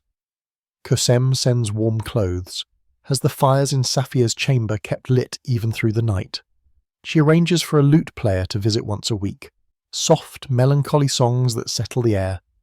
Whether it's protection or politics, you can't tell. But it's working, for now. You begin to understand that within these walls, motherhood is a war. Even the older women, those who bore sons who didn't survive or daughters who were whisked away, carry it with them. You see it in their eyes. They remember. The mornings of nausea, the whispered congratulations. The fear that each new day might be their last. Because if they birthed a prince, they became a threat. And threats here are eliminated quickly. There's a particularly brutal fringe story that comes to you through one of the food attendants. That years ago a woman bore twins, 2 boys, a rare, rare thing. But it was considered dangerous. Too many possible heirs, too much risk of future civil war. Only one was allowed to live. No one ever found out which one survived. The twins' mother? She was rewarded with land, and exiled to the old palace, for her protection. Protection, such a generous word. There's an ongoing scholarly debate about how calculated these pregnancies were. Some historians argue that women used their sexuality as a strategy, timing their intimacy with the Sultan to maximize chances of conception. Others believe they were just trying to survive, and any rise in power was a lucky accident. But what no one denies is the immense pressure placed on pregnant concubines. Their bodies became battlegrounds, their bellies symbols of dynasty. Safia survives the first month, then the second. By the third, she walks less and eats more. Kosem is seen with her almost daily now, and whispers swirl that the Valide herself has begun preparing a wing for the baby's arrival, an honour usually reserved for more senior favourites. People begin talking about names, about legacy, but you remain quiet, watchful, because behind every celebration you sense the other side, the girl whose sheets are burned in secret, the mother who gave birth to a daughter and was never seen again, the food taster who died suddenly and was replaced the next day. And you keep thinking, if Safia has a son, the game begins anew. Her enemies will multiply. Her child might one day rule, or die in the crib. and Kosem, whatever her motives, will either rise with her or ensure she doesn't rise alone. One morning, as you pass through the gardens, you find a ribbon tied to the iron lattice. Pale blue, a sign. It means the child is a boy, and everything changes. They don't call it exile, not officially. That word's too sharp, too final, and the palace prefers softer language, more elegant, more veiled. They say reassignment, or retirement, or, if they're really trying to gild it, honoured departure. But every girl knows what it means. When a concubine is sent to the old palace, she may as well have vanished. There's no ceremony, no farewells, just a quiet procession of servants packing silk and trinkets into trunks, and a eunuch waiting with a curt nod at the palace gate. And so, when Nergis is sent away, no one is surprised. She hasn't been summoned by the Sultan in months. Her health has declined, at least that's what the bath attendants whisper. She walks slower, speaks less, her once famous hair dulled and tangled. Some say she insulted the Valide Sultan. Others say she simply bored the Sultan. The truth doesn't matter. She's gone. You hear about it at dawn. One of the kitchen girls saw her being led out through the back entrance.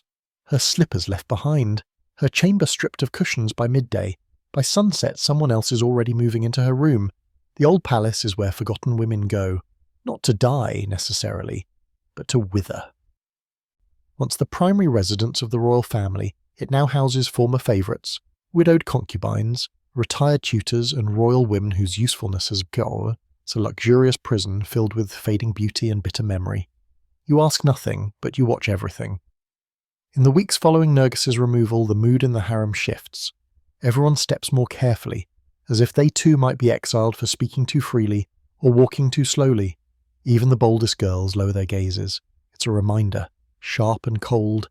There's no ladder without a trapdoor underneath it. Kosem does not speak of it, not aloud, but you hear her voice echo in your head. Most women want love.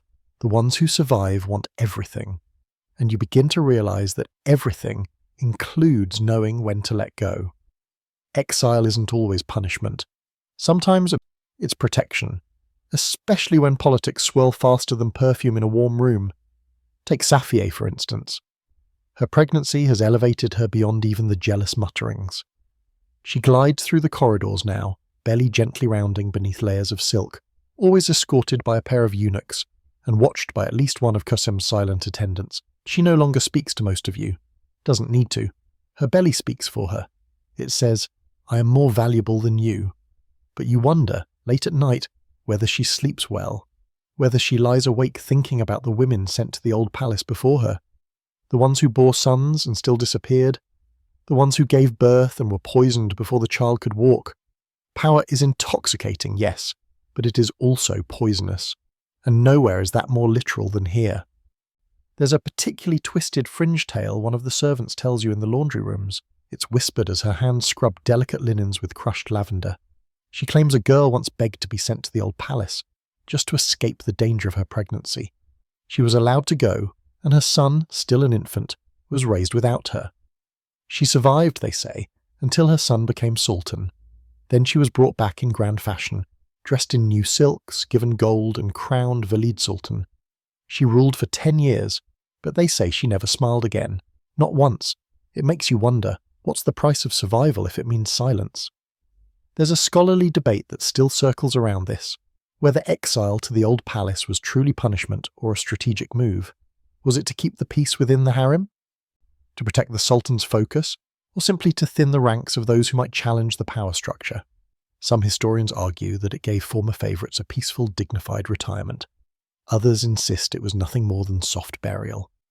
You lean toward the second theory, because from what you've seen, nothing in the harem is peaceful, unless it's dead. The day comes when you're sent to deliver a letter. It's sealed in violet wax and carries no sender's mark. You're told to give it directly to one of the eunuchs stationed near the carriage gate. No eye contact, no delay. You obey, of course, but something tightens in your chest as you walk. You realise you're treading the same path Nergis walked only weeks ago. And though you return to the harem, she never did. Later, you find a folded scarf tucked into the edge of your pillow, blue and silver, embroidered with almond blossoms. A gift from Kosem, or a message, or both. You wrap it around your shoulders that night and feel strangely cold despite the weight of it. Not long after, you're sent to attend a meeting in the lesser salon. A rare gathering, no, only a few chosen girls. The room smells of cinnamon and ink.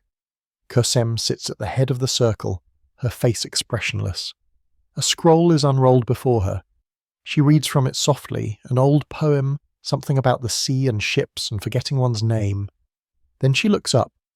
What is exile truly, she asks. Is it absence or is it freedom? No one answers. Perhaps both, she says, and lets the scroll close. After that, girls begin to vanish more often.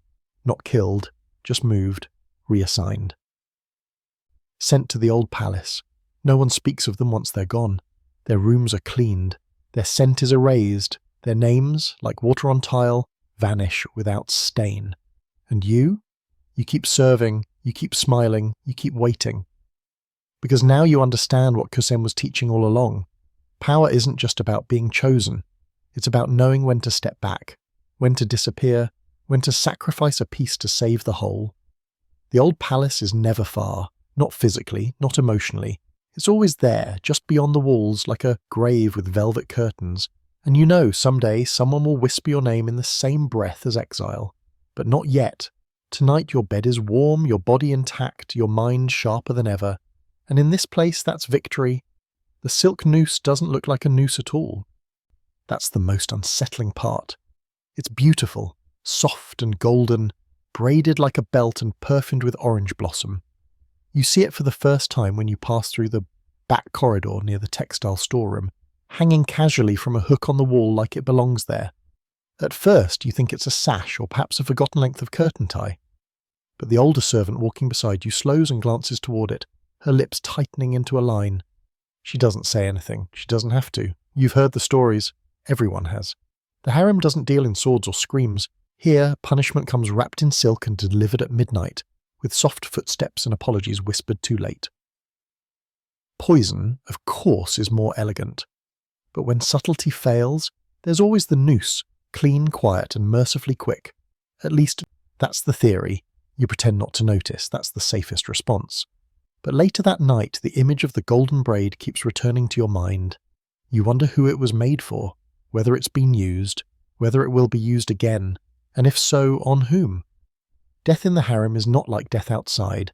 There are no trials, no announcements, no mourning rituals, just absence. One day a girl is there, laughing, combing her hair, whispering into a pillow, and the next, she's gone. Her name is not spoken. Her things are distributed or burned. And her space, like everything else here, is filled by someone new within the hour. The thing about a place so densely filled with beauty is that it camouflages its rot. That's the danger. The fountain still burbles sweetly. The food remains exquisite. The flowers keep blooming. But underneath the surface is a quiet calculus. Every smile is a mask. Every compliment is potentially a last one. There's a girl named Zeynep, elegant and articulate, known for her singing voice and biting wit. She was once in favour, just a little, enough to catch the Sultan's eye for a week or two, enough to have her name whispered in a corridor where it wasn't supposed to be heard. That's all it takes. She starts coughing one week. Nothing alarming at first, just a drirasp. Then it worsens. Her skin pales. Her appetite vanishes. The doctors say it's consumption, but others, including Kosem, aren't so sure. She was fine, Kosem says to you one afternoon, voice low as you pour her tea. 3 days ago, she was fine. You nod. You've learned not to speak unless prompted when her voice goes cold like Kemi. Later, you hear that Zeynep was found unconscious, and her body was removed before the dawn call to prayer. Her mattress was burned. The girl who shared her chamber now sleeps elsewhere. It could have been illness, that's possible, but illness doesn't usually carry the scent of apricot pits. There's an older story, one passed between the laundry girls when no one else is around, about a concubine who was known for her scheming, brilliant, strategic, a master manipulator. They say she tried to forge a letter in the Sultan's hand to trick the Valide. It almost worked. Almost. The moment she was found out, she was summoned to the Valide's chamber. No shouting, no guards, just a conversation and a glass of rose sherbet. She never left the room. Her silk noose was lilac, they say. Her body was buried beneath a fig tree. The harem doesn't fear death the way most places do. Here, it's not an interruption. It's a consequence. It's part of the system. You climb the ladder with perfume on your wrists and honey on your tongue, but the higher you go, the thinner the floor becomes. That's the unspoken rule.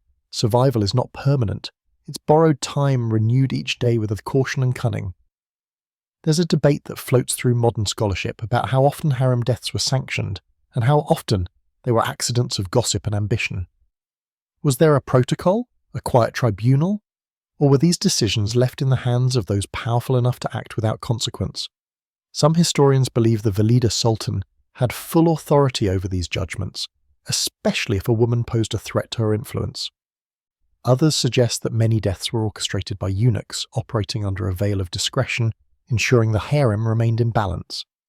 You've seen enough now to know that balance is everything here. Too much attention and you burn, too little and you vanish. And yet, in the middle of all this fear, something strange happens. You become numb to it. The idea that your life could end with a bowl of bad fruit or a whispered name ceases to shock you. Instead, it becomes part of the rhythm, like the chiming of the call to prayer or the drip of the fountains, a presence in the background. You begin to notice the signs more clearly: the girl who stops eating, the sudden reassignment of a trusted servant, a favourite who wears too much perfume as if trying to mask the scent of decay, and of course the eunuchs who arrive at odd hours, never together, always with polite nods and clean hands, and sometimes the worst omen of all, nothing, just silence, like the air itself is waiting. You ask Kosem once carefully, "Do you ever regret what it takes to survive here?" She looks at you over the rim of her teacup. Her expression is unreadable. "Regret is a luxury for those who think they have a choice," she says, and that's the end of it. One evening, just as dusk bleeds into night, you pass by the textile storeroom again. The hook on the wall is empty. You don't ask what happened to the braid. You already know. It starts with a misplaced earring, a tiny thing, silver filigree shaped like a teardrop missing its twin. You spot it beneath a cushion in the music chamber, half buried in the velvet. You slip it into your sleeve without thinking, planning to return it to the lost objects table. But when you arrive, the table is gone. A servant tells you it was moved last week. You nod, pretend to understand, and walk away. You still have the earring when you reach Kosem's quarters. When you show it to her, expecting only a glance or a shrug, she takes it gently, holds it to the light, and says, "This belonged to Nisa." You remember Nisa? Barely. Dark hair, clever eyes, one of the girls trained in massage and bodywork. She was always where she needed to be, not especially powerful, not particularly noticed. But she had a way of being useful without being visible. The last time you saw her was, when? 3 weeks ago? Maybe 4? "She's gone, isn't she?" you ask. Kosem doesn't answer. She doesn't need to, and that's when you realise it's happening again. Women vanish in this palace like breath on a mirror, there and then gone. But sometimes, before they vanish, they pass something along. Not an object necessarily. Sometimes it's a glance, a pause in a sentence, a phrase with a second meaning, a warning embedded in something mundane. And that earring, it might be more than it seems. Kosem turns it in her fingers once, then hands it back. "Hold on to it," she says softly. "You never know what someone might have hidden in plain sight." That night you begin to take inventory, not of objects, but of whispers. You recall something Nisa said to a bathhouse girl just days before she disappeared. When you lie still, people speak freely. It sounded like a joke at the time. Maybe it wasn't. So you test it. You begin sitting in the back of the gatherings. Quiet, still, head lowered. In the courtyards, you stop reacting. In lessons, you become invisible. And just like Nisa hinted, the information begins to flow. You learn that one of the kitchen girls has been bribed to deliver messages written in lemon juice on fine parchment. You learn that a concubine who claims to be pregnant hasn't bled in months, but her belly stays flat. You learn that the chief eunuch has been meeting privately with a foreign emissary's courier, deep in the gardens under the guise of religious instruction. The harem isn't just full of secrets, it is a secret. And for the first time you start to understand the full extent of its power, because it's not just about pleasing the Sultan, it's about knowing what pillow talk turns into policy, what private envy becomes public execution, what song hummed too many times signals a coming revolt. This is the real harem. The harem is a spy network. It's not a myth, not a romantic embellishment passed down by European travellers. Historical accounts now suggest that many harem women, especially those close to power, acted as covert informants. They passed along news overheard from visiting dignitaries, relayed confidential messages through eunuchs, even influenced military strategy by manipulating what the Sultan heard and when. It was espionage by way of embroidery and oil lamps. Kosem, of course, has mastered this. You realise it one afternoon when she sits across from a visiting noblewoman's wife, embroidering flowers onto a handkerchief while asking casual questions about the new governor of Egypt. By the time the tea is poured, she knows his weaknesses, his debts, and the name of his favourite mistress. And she says nothing, not that day, not even that week. But a month later, his appointment is quietly revoked, replaced by a man more loyal to the court. You don't win with swords, Kosem tells you one evening. You win with information and timing. The two of you are alone in her chamber, a plate of dried apricots between you. The windows are open. You can hear the fountains beyond the screen, their soft splash like punctuation between her sentences. Even the Sultan, she continues, depends on what he hears, so we decide what he hears and when. You don't speak. You're too aware of the weight of what she's offering you. Not a lesson, but a role. She's drawing you in, and you want it, so you begin practicing. Carefully, you eavesdrop with subtlety, you memorize patterns in behavior. You take mental notes of which eunuchs are assigned to which chambers, and which girls spend too much time in the physician's hall. You learn how to listen beneath the surface of a sentence, to catch what isn't being said. One day a message reaches you, folded into your robe, pressed like a forgotten petal. It reads only, "The moon reflects, but never speaks. No signature, no mark." But you recognize the script. You pass it to Kosem during your next meeting, sliding it beneath a tray of sweets. She lifts it, scans it, and nods once. "It's time," she says. "Come with me." She leads you through a corridor you've never entered. Quiet, narrow, lined with faded murals. You pass through 3 doors, one after another, each guarded by a eunuch who does not question her. Finally, you enter a chamber unlike any you've seen. Not lavish, not decorated. Just books, scrolls, maps, a table covered in correspondence. This is no longer the harem. This is something else. Kosem gestures to the table. "These are our threads," she says. "We pull one, something moves in Cairo. Pull another, something burns in the capital." She picks up a letter sealed in thread wax. "Do you know what this says?" You nod. You've seen enough code by now. It says the Armenians are withholding silk shipments, waiting for a new trade deal. "Exactly." She places the letter down. "We leak that to the Sultan, gently. Let him worry. He'll respond." "And the silk?" She smiles. "It was never delayed, but now it will arrive with better terms." That's when you understand you're no longer just surviving, you're participating. Historically, the extent of harem espionage remains debated, but growing evidence supports the idea that women within the palace, especially those like Kosem, played active roles in intelligence gathering. Their unique access to the Sultan, paired with their influence over appointments, made them central figures in the empire's information web. What they heard behind curtains sometimes mattered more than what was said in the council chamber. You return to your quarters that night with a racing heart. You've crossed a line. There's no going back now. You lie in bed, the silver earring still tucked beneath your pillow. You wonder if Nisa knew how deep this went, if she died for what she heard, or for what she said. You understand now that in the harem, secrets aren't just whispered. They're traded, they're weaponized. And in the right hands, they become the sharpest blades of all. The story begins, as all the best lies do, with a boat and a blindfold. That's what the Frenchman claims, anyway. He says he was taken by river, hooded, and led through hidden tunnels beneath the palace, where veiled women danced for him by candlelight and bathed him in milk. He writes this in his travel memoir, published in Paris, and sells so many copies that his name becomes famous across Europe. But you know the truth.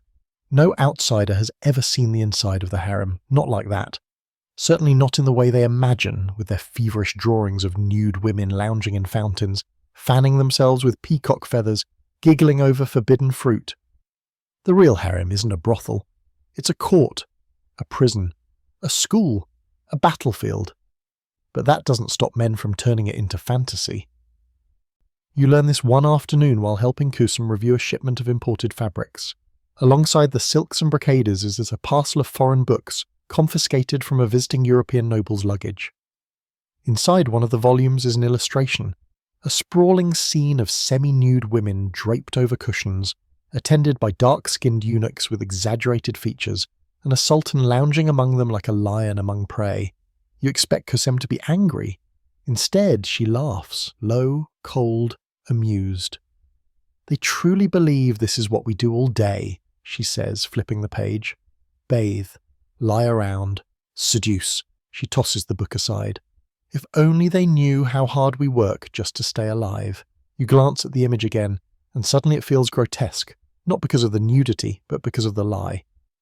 Because while European artists romanticize the harem, women like you are living inside it, calculating every word, memorizing every glance, dodging invisible daggers. And somewhere across the sea, men sip wine and call it exotic. You learn that you're not the only one who resents this. Many of the educated concubines have read foreign accounts, smuggled into the palace or hidden among the sultan's library. They mock them in the private. One girl writes satirical poems in Persian, imagining a sultan who spends his days asking concubines for fashion advice and eating nothing but cherries. Another paints her own version of the harem, a barren room with a single mirror, titled What They Don't See. Historically, the Western perception of the Ottoman harem has been wildly distorted. European travellers, denied entry, invented entire narratives based on hearsay, lust, and imagination. Their accounts painted the harem as the site of endless pleasure, mystery, and depravity. These stories shaped centuries of Orientalist art and literature, creating an image of Eastern women as passive, sensual, and idle. In reality, the women of the harem were anything but, and yet you can't deny that some of the stories were deliberately fed, that some secrets were allowed to slip, that perhaps a little mystique served the empire's interests. Let the foreign courts believe the sultan is too distracted by beauty to bother with conquest. Let them imagine the harem is soft and slow. It hides the steel beneath the silk. There's a fringe tale whispered among the older concubines, one they claim was passed down from a girl who served under Suleiman the Magnificent. The story goes that a European ambassador once tried to bribe his way into the harem, expecting pleasure. Instead, he was blindfolded, brought to a dark chamber, and forced to listen to a recitation of battle strategies in Arabic he couldn't understand. Then he was sent home with a tray of sugared almonds and the realization that he was never in control. No one knows if it's true, but it sounds exactly like something what Kosem would do. That night you begin drafting your own response, not in words, but in movement. During dance practice, your instructor selects a group of 5 to perform at the next private palace gathering. You're among them. The performance is to be subtle, fine, poetic, but you add your own touch, a gesture, a pattern of steps that mimics the flow of information through the harem. You move like water, like secrets. You don't smile. When the dance ends, one of the Valide's closest advisors claps slowly, his expression thoughtful. Later he approaches Kosem. You don't hear the conversation, but you catch your name in the hush of their voices. The next day Kosem hands you a scroll of parchment. "Write," she says. "I want a letter sent to Venice." You blink. "In Italian?" "No," she says, "in poetry.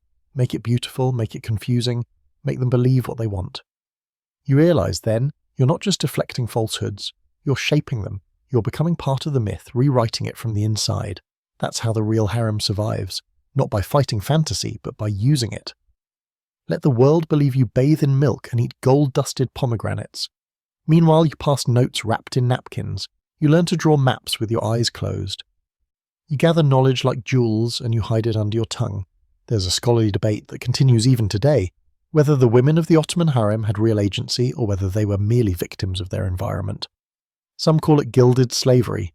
Others argue that women like Kosem and Valide Sultan were political players in their own right, wielding power just as formidable as the men they supposedly served. But you've lived the answer. You know it in your bones. You are not a prisoner. You're a strategist. And when you pass through the hall where the Sultan's foreign gifts are displayed, gold clocks, carved ivory, velvet-bound books, you pause at the newest edition, a portrait sent from France. It shows a woman reclining on a couch, her eyes vacant, her hands limp. Her only task, it seems, is to look beautiful. You look closer. Her expression is oddly familiar. Then you realise it looks like Safiye Bouye, but the real Safiye is currently coordinating her son's future appointments, dictating letters through Kosem and manipulating the Valide into granting her a private garden wing. You smile to yourself. Let them believe what they want. They say her name like a spell. Scheherazade, the girl who saved her own life with a story.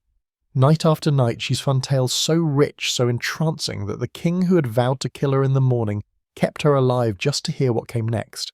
1,001 nights she told her tales, and by the time the final one ended, he had fallen in love with her, or at least that's how the story goes. But you know better now. You sit in Kosem's study one evening, a thin scroll in your lap, the ink still glistening. You've just translated another letter from the provinces, coded in couplets, referencing a suspected rebellion veiled in metaphors of winter storms and blooming roses. You've been at this for hours, your fingers smudged with ink, your neck sore from leaning over the pages. Kosem rises from her chair, walks to the shelf behind you, and pulls down a heavy volume wrapped in silk. She opens it carefully and hands it to you. Alf Layla wa Layla, 1,001 Nights. You know these stories, well? She asks, though it's clear she already knows the answer. You nod. But we all do. They're ever told to children, sung in songs. And yet most forget the reason she tells them. Kosem's voice is soft. It's not for pleasure, it's for survival. You trace your fingers over the page, the script curling like smoke. This version is older, rawer, without the embellishments added by European translators who turned it into something ornamental. In these pages, Scheherazade is clever, strategic, terrified. She's not trying to enchant, she's trying to stay alive. And you wonder, was she real? There's an argument among scholars, one that never seems to resolve. Some say Scheherazade was purely fictional, a symbol of feminine wit and endurance created to entertain medieval courts. Others insist she was inspired by a real woman, perhaps a concubine or a scribe, or even a political prisoner, who used storytelling as a form of resistance within a palace not unlike this one. No one agrees on her origin. Some versions place her in Persia, others in India. Some say she was a servant.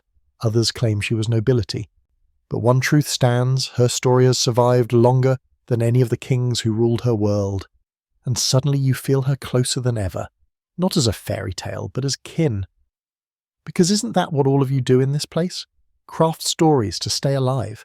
You think of the girl who pretended to faint to delay a punishment, the one who spun a tale of visions to be transferred to the Valide's wing, the concubine who recited a prayer so beautiful the Sultan declared her sacred, only to learn later she had copied it from an old Persian love letter.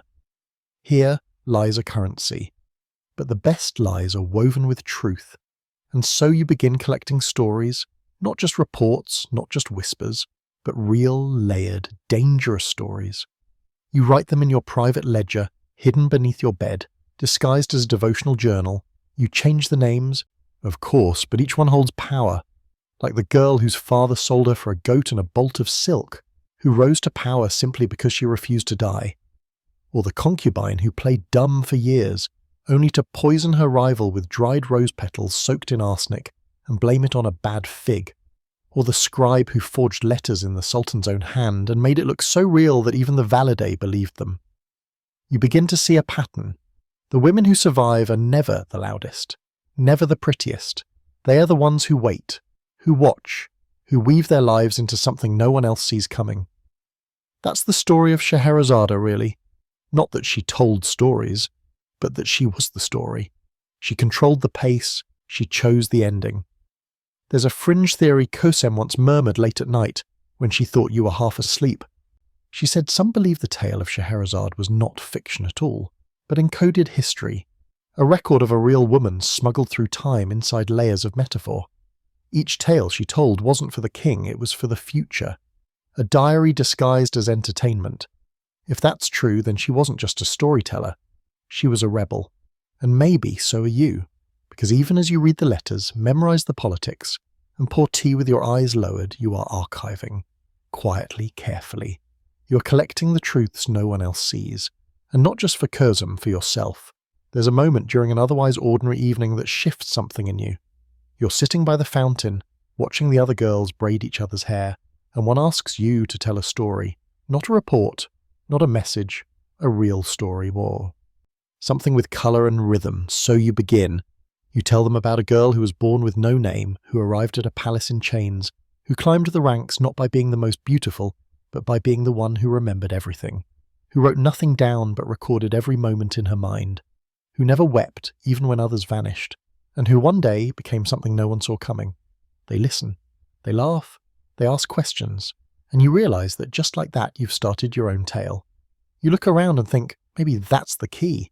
Not power, not position, but narrative, to tell your story before someone else tells it for you. So you keep writing, not for the Sultan, not even for Kosem, but for whoever comes next. So they'll know the truth of the harem, buried under centuries of fantasy and perfume. So they'll know you existed. You fall asleep that night with a line echoing in your mind, not from the classic tales, but your own creation. The girl with no name became the story no one could kill. And you think if Scheherazade was real, she'd approve. The princes grow up behind the same walls that keep the rest of you in. You never see them, not directly. Only glimpses. A flash of silk through a lattice. The echo of footsteps down a forbidden hallway. Once, you catch a boy's laughter drifting down from the upper garden, and for a second, it doesn't sound royal. It sounds ordinary. But the harem raises no ordinary children. The princes are born into privilege, yes, but not freedom. Their world is just as confined, just as calculated. They are watched, trained, inspected. Their toys are miniature swords and calligraphy brushes. Their lullabies are poems about glory and conquest. And though they are still small enough to fit on their nursemaid's lap, everyone in the palace already knows, one day only one of them will live. You don't learn this from a lesson. You learn it from the silence. A girl you once shared tea with is suddenly reassigned as a wet nurse to the youngest son. You see her less and less. When you do, she looks hollowed out. One night you ask if she's tired, and she just shakes her head and says, "He's learned not to cry." You don't know what she means at the time, not fully. But then the rumours start. 2 of the older princes have been moved again, not to larger rooms or to better tutors. They have been placed in cafes, the cage, a secluded set of rooms where royal sons are kept under quiet guard, not imprisoned exactly, but contained, controlled, hidden, for their protection, they say. But everyone knows it's to ensure they don't become threats, because in the Ottoman dynasty, there can only be one sultan, and when one ascends the throne, the others rarely survive. It's a practice that chills you to the bone the first time you hear it named aloud. Fratricide. The killing of brothers, legal, expected, tradition. Upon ascending to the throne, a new sultan has the legal right to execute his brothers to prevent civil war.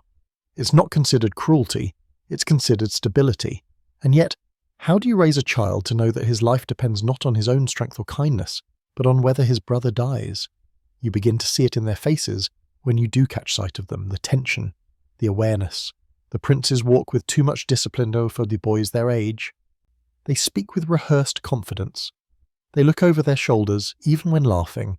One day you glimpse a boy no older than 10 seated in the library, reading aloud to his tutor. His voice doesn't tremble, but his fingers grip the page like he's holding onto a ledge. Historically, this practice was both feared and accepted. The early Ottoman sultans believed it was necessary to ensure a smooth succession.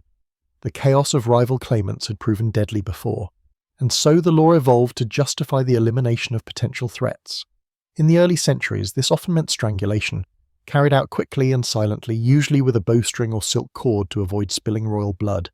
You shudder to think of it. How does a mother live knowing her child might be summoned one day and never return? You see that worry carved into Safi's face now. Her son, still a baby, is growing quickly, his eyes sharp, his body strong. He is the Sultan's latest heir, and everyone knows it. The Valide has taken a new interest in him. Kosem arranges tutors before the child can even walk. Gifts arrive from distant provinces addressed to him by name, but with every sign of his rising importance comes the tightening of security, the whispers of envy, the caution. Safiye rarely smiles anymore. You hear a fringe tale from an older servant, too old now to fear speaking plainly. She says a prince once tried to escape the cafes, dressed as a servant, head shaved, face hidden. He made it as far as the kitchen before he was caught. They say he wept, not from fear of punishment, but from knowing he'd failed. They say his brother, the reigning sultan, Dunsi, never visited him again. A month later, he was gone. The servant pauses, then adds, "He was 12. You try to imagine growing up in a palace where your playmate might one day sign your death warrant. where your mother teaches you poetry in the morning and writes your funeral prayer in her mind by night. The harem teaches you a lot about silence. But this is a silence that eats people from the inside. There's a scholarly debate about whether this policy of fratricide truly served the empire, or just preserved a brutal tradition out of fear. Some argue it prevented large-scale civil wars and kept the empire stable. Others point to the trauma it left behind. Sultans raised in cages, deprived of normal childhoods, emerging paranoid, violent or broken. You wonder if they're right. And which of those fates awaits the infant sleeping just down the hall from your quarters? You remember the first time you heard a lullaby sung by one of the nurses. It was haunting, beautiful, but those words chilled you. Sleep, little lion, until the throne is yours. Sleep while your brothers dream their final dreams. You ask Kosem about it once during a late meeting. She doesn't answer for a long time. Then she says, every prince has two mothers, one who raises him and one who mourns the others. You don't ask again, but you begin to understand that even your power, your role in this web of secrets, is nothing compared to the terrible influence of a mother whose child becomes the sultan. Not every concubine seeks that fate. Some fear it, others hope for daughters, or no children at all, but those who dare aim for sons? They know the cost, because if your son is born strong and lucky, you rise with him. But if he is born second or weaker, or simply at the wrong time, then one day you may be forced to listen for footsteps in the night, knowing they're not coming for you. They are coming for him. The first time you see a love note passed in the harem, it looks like nothing more than a handkerchief. White silk, delicately embroidered with a pattern of tulips and vines, folded and left carelessly on the edge of a fountain. You wouldn't have noticed it at all, except for the way a girl pauses while walking by, tilts her poor head for just a second, and continues without touching it. Moments later, a different girl picks it up, tucks it into her sleeve, and disappears around a corner. You wouldn't have thought twice, but now you've been trained to notice patterns. Tulips embroidered upside down, vines knotted twice at the corner, silk folded into a triangle instead of a square. The message is clear to those who know how to read it. Love in this place is dangerous, but it happens anyway. Not the kind the outside world imagines. Soft music, languid afternoons, kisses under moonlight. No, love here is sharpened by fear and secrecy, worn like a cloak and passed like contraband. It moves in whispers and glances, encoded notes slipped into bundles of laundry or tucked into the spines of books. Love here is a risk, and sometimes it's the only thing that feels real. You remember the first time someone looked at you not with calculation but with something else. One of the younger scribes, a eunuch technically, but still with the fire of a man in his eyes. He passed you ink one day during calligraphy practice, his fingers brushing yours for a breath too long. He said nothing, but the look in his eyes lingered. It was a look that said, I see you, not your rank, not your alliances, just you. It terrified you, because nothing in this place invites more danger than being truly seen. And yet you've learned secret love is everywhere in the harem, between concubines and eunuchs, between chambermaids and scribes, even sometimes between girls themselves, quiet affections blooming in shared spaces, under silk sheets, in the hush between curfew and sleep. The walls of the harem may be high, but the human heart doesn't care for rules.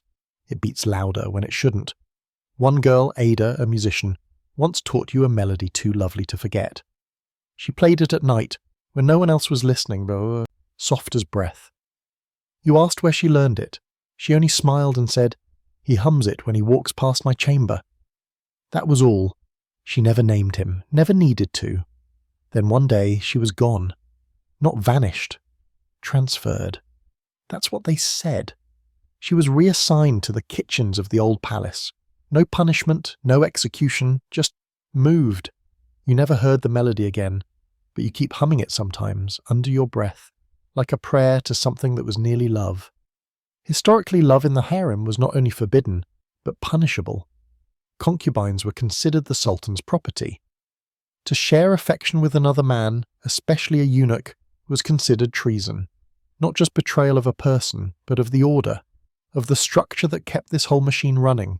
There are records, vague and heavily redacted, of servants and concubines executed for secret affairs, some by drowning, some by strangulation, always quietly.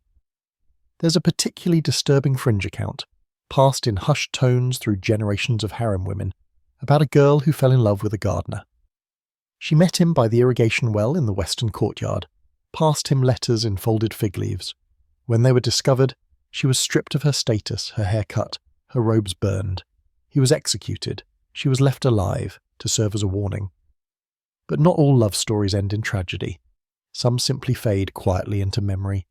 A brief moment shared, a hand held, a note written in lemon juice and hidden beneath the floorboards. Love that exists not to change the world but to remind someone they're still human. Kosem finds out eventually about the secret romances. Of course she does, nothing escapes her. One day she says to you, "Do you know why I discourage it?" You don't answer. "Because it makes people reckless," she says, not unkindly. Love is like fire. It can warm you, or it can burn your house to the ground. Then she glances at you and adds, "Most let it burn." Still, she doesn't punish it. Not always. Sometimes she simply rearranges things, reassigns schedules, separates sleeping quarters, replaces tutors. She cuts off access, not affection. But you can tell, by the way she speaks, that she's been burned herself. One evening you find a folded piece of parchment in your chamber. No signature. A single line in the Persian. The moon does not touch the sea, but it still reflects. You stare at it for a long time. You don't know who sent it, but you know what it means. "I see you." From afar, without touching. You don't respond, not because you don't want to, but because you know what responding could cost. There's a debate among historians about how common forbidden love actually was inside the harem. Some claim it's romantic nonsense, a projection of Western ideas onto an Eastern institution. Others point to fragments of letters, diary entries, intercepted notes buried in imperial archives. What's clear is that whether or not it happened often, it happened, and it was dangerous. You wonder if the Sultan knows, if he ever suspects that, behind the choreography of obedience and beauty, some of his women love others more than they ever loved him. You wonder if he cares, or if perhaps he too once slipped a note beneath a pillow. You keep the letter, you don't answer. But you place it beneath your mattress, next to your private journal of poems and secrets. You don't reread it often, just enough to remember it's there. And in the quietest moments, those nights when the harem seems still, almost sacred, you whisper that line to yourself. The moon does not touch the sea, but it still reflects. You are the moon, untouched, but not unseen. And in this place, that's the closest thing to love you can afford.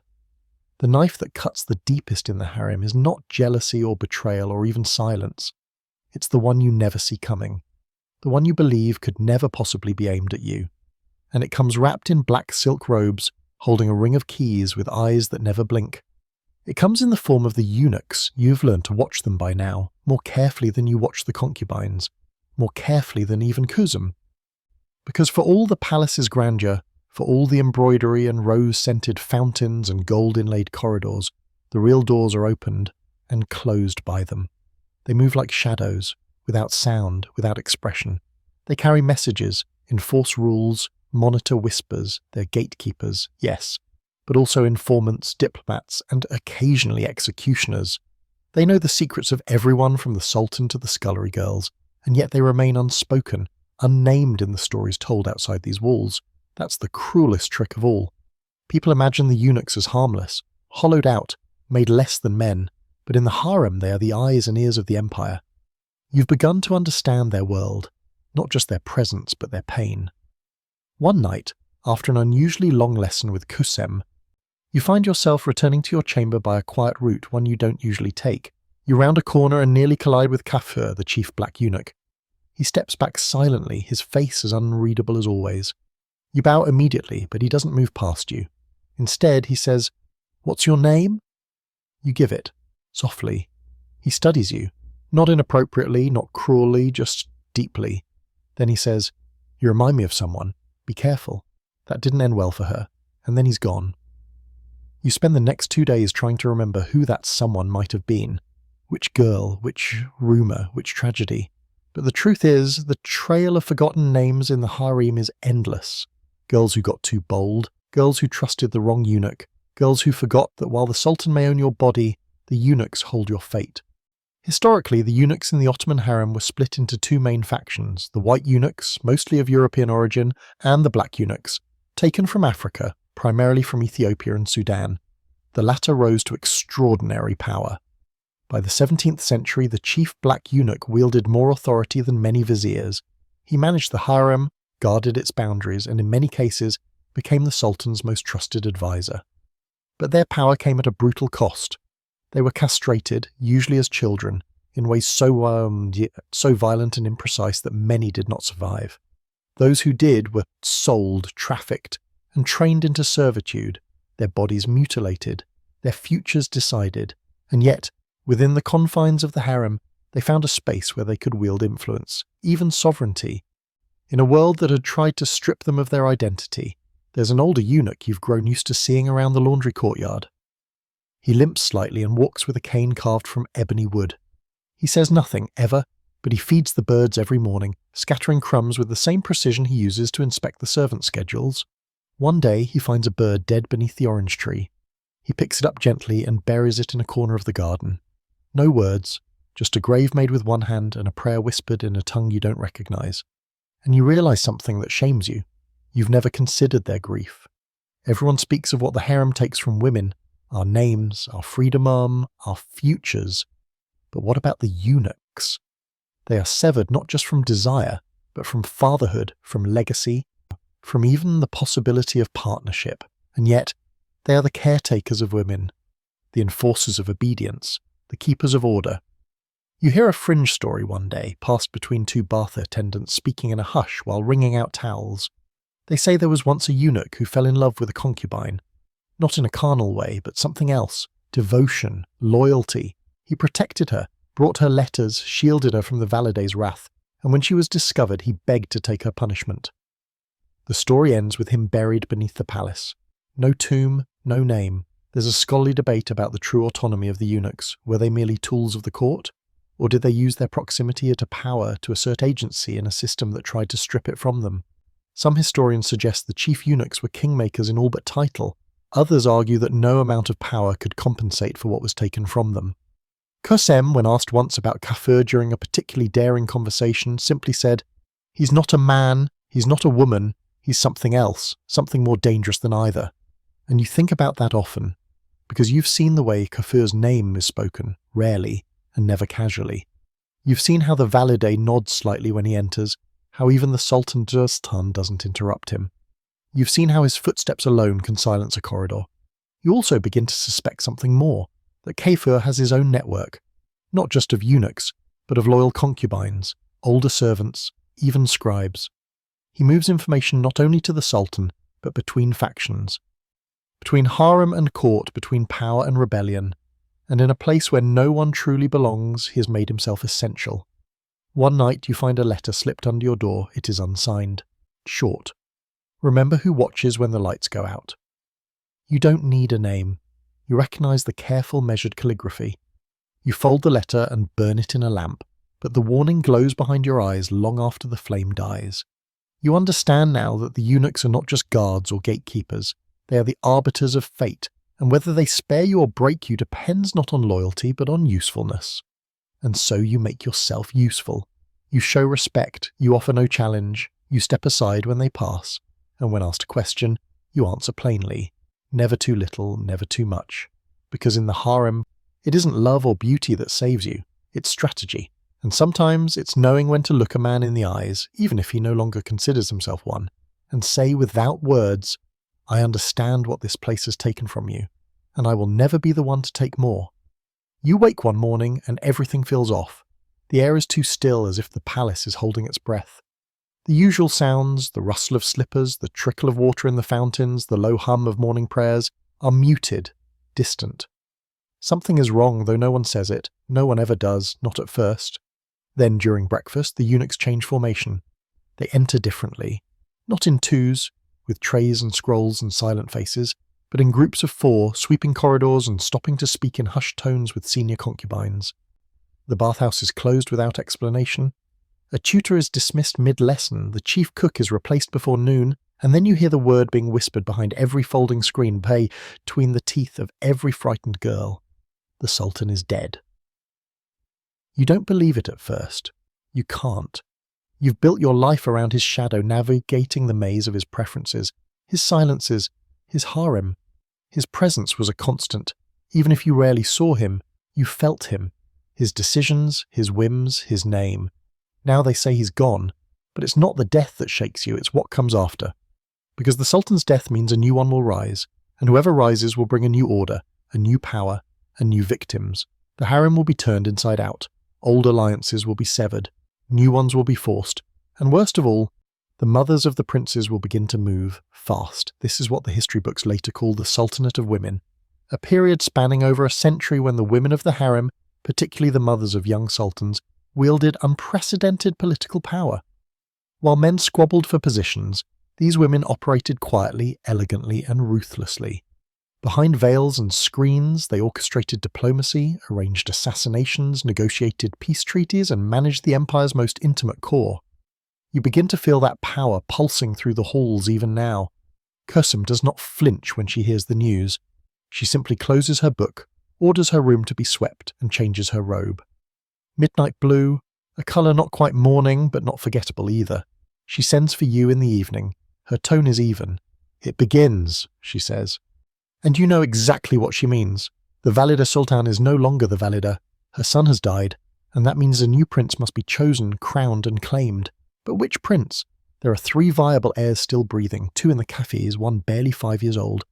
All have mothers waiting in the shadows ready to emerge and claim their thrones through their sons. But only one will succeed, and only one mother will rise as the next Valida Sultan. This is not merely succession, this is war. You watch the factions form in real time. The mother of the eldest prince, Fatma, begins receiving twice daily visits from key eunuchs. She walks with her head high, eyes sharp, dressed in deep emerald, an unmistakable signal of claim. Another, Mari, softer spoken but no less dangerous, begins praying in public, invoking the Sultan's name with tears that look real but come too easily. Kosem doesn't weep, she doesn't visit, she doesn't campaign, she waits. And then, on the 3rd day, a letter arrives, sealed in black wax. You don't see its contents, but you know from the way Kosem's eyes narrow, the way her fingers curl slightly on the edge of her desk, that everything has changed. "He chose my son," she says quietly. And just like that, she is no longer a concubine, no longer a favoured woman. She is mother of the Sultan. By nightfall, the announcement is made. The palace bells toll, the new Sultan is 11 years old, too young to rule on his own, which means Kosem will rule in his name, regent, sovereign, power behind the throne. The harem explodes in motion. You've never seen so many people move so quickly. Rooms are reassigned. Protocols change. Attendants scurry through corridors with new linens and carpets and scrolls. The younger girls whisper about who might rise now, who might fall. You're not among them, you're already being summoned. Kosem's voice is quieter now, more precise. Her instructions come clipped, urgent. Deliver this to the head chamberlain, cross-check the list of court physicians. Do not speak unless spoken to. You obey, but you also notice how she looks over her shoulder more often now. Even at the top, she knows. Power is a throne made of blades. And then, late that night, the old Valide is removed. Not violently, not publicly, just a quiet procession, veiled and slow with only 2 attendants walking behind her. She says nothing. The eunuchs offer no farewell. Her son is gone. Her purpose is gone. So she is gone. Some say she's taken to the old palace. Others claim she's sent to a villa by the sea to live out her days in peace. But the more seasoned concubines shake their heads. No one lives in peace after losing a son to the throne. You lie awake, staring at the ceiling, hearing the new rhythms of the palace reshaping around you. You understand now that survival in the harem was never just about obedience or beauty, or even intelligence. It was about timing, patience, endurance, and motherhood. Because in this place, bearing a son is not just reproduction. It is a strategy, a gamble, a weapon. You see Kosem seated at her new throne the next day, less ornate than the Sultan's, but more commanding. She wears pearls now, not the showy kind, but the ancient kind, smooth, luminous heirloom. Her fingers rest lightly on the arms of her chair. She does not smile, but she does not need to. Her son is Sultan. She is for now the most powerful woman in the empire. And you are closer to her than anyone. But you also know what's coming, because every rise invites new challenges. The Sultan is young. He will not stay young forever. When he begins to think for himself, when he begins to favour new women, new advisors, what will become of Kosem, of you? There's a story the tutors never tell the girls, a story buried in the margins of history. that some Valida Sultans held so tightly to power they refused to let go even when their sons grew into men, that some poisoned their own grandsons, drowned their daughters-in-law, or bribed the palace guards to keep their place at the centre of the empire. You're not sure how many of the stories are true, but you look at Kosem now, and you think she is not finished, not by a long shot. It's a strange kind of silence that comes after a coronation, not the peace of something finished, but the pause before the next move, like a breath drawn and held too long. The boy sultan has been crowned. Kosem now reigns as Valida Sultan. The halls are polished to mirror brightness. The servants move more quickly, their heads lower, their hands steadier. There's order, yes, but also tension, thick and simmering as if the entire palace knows it's standing on freshly shifted ground. You're sent to Kosem more often now, not just as an attendant, but as something closer to an assistant. She trusts you, or she trusts you enough. She rarely speaks in full sentences anymore, just sharp instructions, half whispers, glances that say more than entire books. You've learned to translate her silences, to know when she wants a letter burned before she finishes writing it, or when a servant has overstayed their usefulness just from the way her eyelid twitches. And in the quiet, you begin to notice something else. The boy, the new sultan. You only catch glimpses of him, always flanked by guards, always flanked by someone else, as if afraid that without a hand to guide him he might wander into the truth of his situation. He wears the crown, yes, but it's Kosem who holds the empire in her fingers. At first, he obeys. He studies his lessons. He nods when spoken to, he signs what she puts in front of him. But then, something begins to shift. It's subtle, a skipped lesson, a question asked without permission, a decree that arrives at Kosem's desk already sealed. Small things, barely worth notice except for the way she notices. She holds the decree in her hand longer than usual. She reads it twice, then, without comment, she sets it down and orders the musicians to play something livelier. She is not panicked, but she is preparing, because she knows what happens when boys become men and what happens to the women who made them kings. Historically, the reign of a Valida Sultan was tenuous. Her influence rested entirely on her son's favour. As long as the Sultan trusted her, needed her, she was untouchable. But once he grew confident, once new advisors began whispering in his ear, once he found his own favourite concubine, the mother's power could erode overnight. And Kosem has no intention of vanishing into a villa by the sea, so she begins adjusting her pieces. One day, she sends you with a note to a particular chamber, the private quarters of a concubine named Dilsa, newly arrived and already favoured by the young sultan. You don't know the contents of the note, but when you return the next day, Dilsa's entire household has been reassigned. New chambermaids, new guards, even her music tutor is replaced. A few days later, you're instructed to deliver a gift to Dilsa herself, a golden comb. Ornate, expensive, inlaid with mother of pearl. But it's not the gift that matters, it's the message. Because among the flowers carved into the comb's handle is a single tulip upside down. You've seen this before. A quiet warning. You watch as Dilsa receives it. She smiles politely, confused. She doesn't understand what it means, not yet, but she will. There's a fringe story you overheard once. Passed between two guards on patrol, a young concubine, ambitious and lovely, rose too quickly in the Sultan's favour. The Valide warned her, then warned her again. When she didn't back down, her closest confidant was found dead in the baths. A message. The girl never smiled again. She was gone within a month. No execution, just a slow, quiet exile. The kind that starts in the mind. Kosem doesn't need blood to win. She uses fear. She uses presence. She uses memory. And you're learning to do the same, but not everything is control. There are moments, few and far between, when Kosem lets the mask slip, just a little. One night she asks you to stay after the others are dismissed. You sit across from her, and for a long while she says nothing. Then she gestures to the balcony. The moon is high. The Bosphorus glitters beyond the garden wall. I used to think this view meant I'd made it, she says, voice soft, eyes distant. When I first stood here years ago, I thought, this is what freedom looks like. She pauses. Now I understand, freedom is not the view. It's knowing what's happening behind every door before anyone else does. You nod, because you don't know what else to say. Then she looks at you and adds, and freedom is never permanent. It's rented. one mistake at a time. You remember that, because that week, the boy sultan surprises everyone. He declares he wants to meet with foreign dignitaries alone, without his mother. The court freezes. Kosem does not. She smiles and says, "Of course." But that evening, 3 of those dignitaries fall mysteriously ill before the meeting. Not fatally, just enough to delay the event. Enough for new messages to be sent.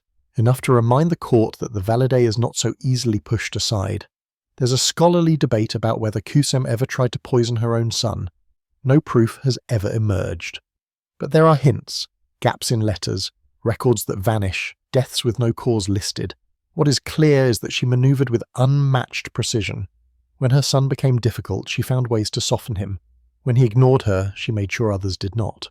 And when she needed to disappear temporarily, she did that too. Because power, real power, is not loud. It does not shout. It slips behind your shoulder and rearranges everything while you think you're still in charge. You return to your room late that night, exhausted. There's a gift on your pillow.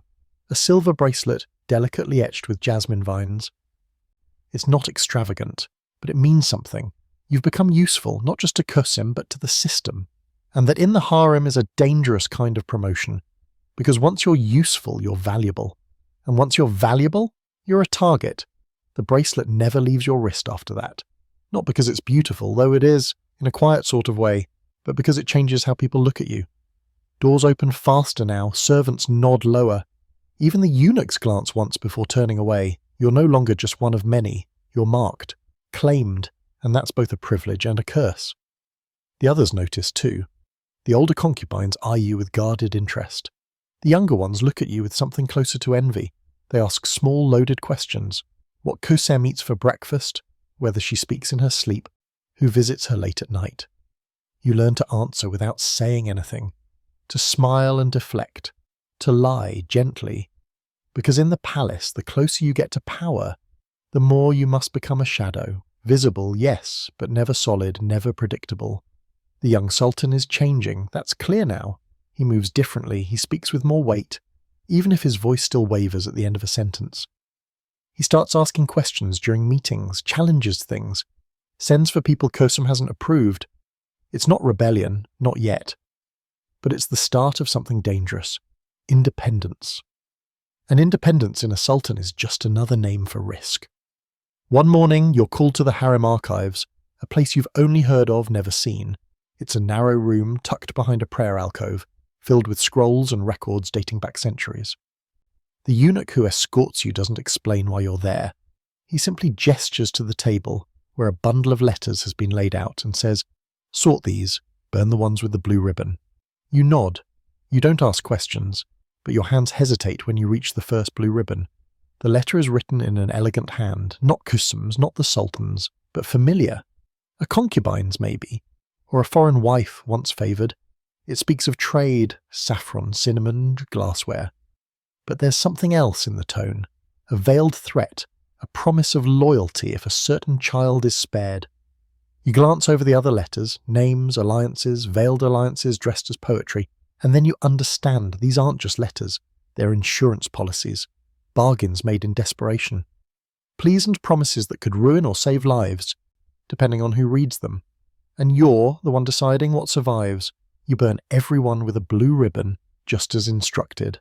The flames are hot, fast, and strangely satisfying, but you memorize 2 of them before they vanish, just in case. There's a fringe story about the archives. It's said that once a concubine tried to fake her own death to escape the palace.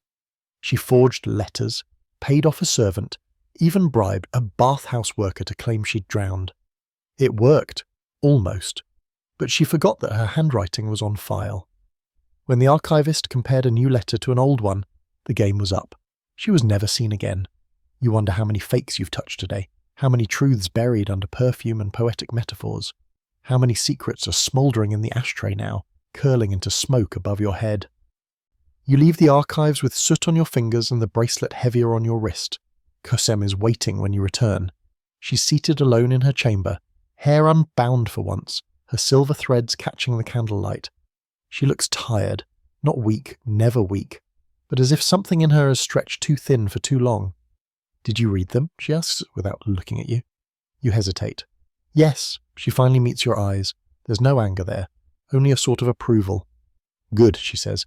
Better you than someone who wouldn't understand what they meant.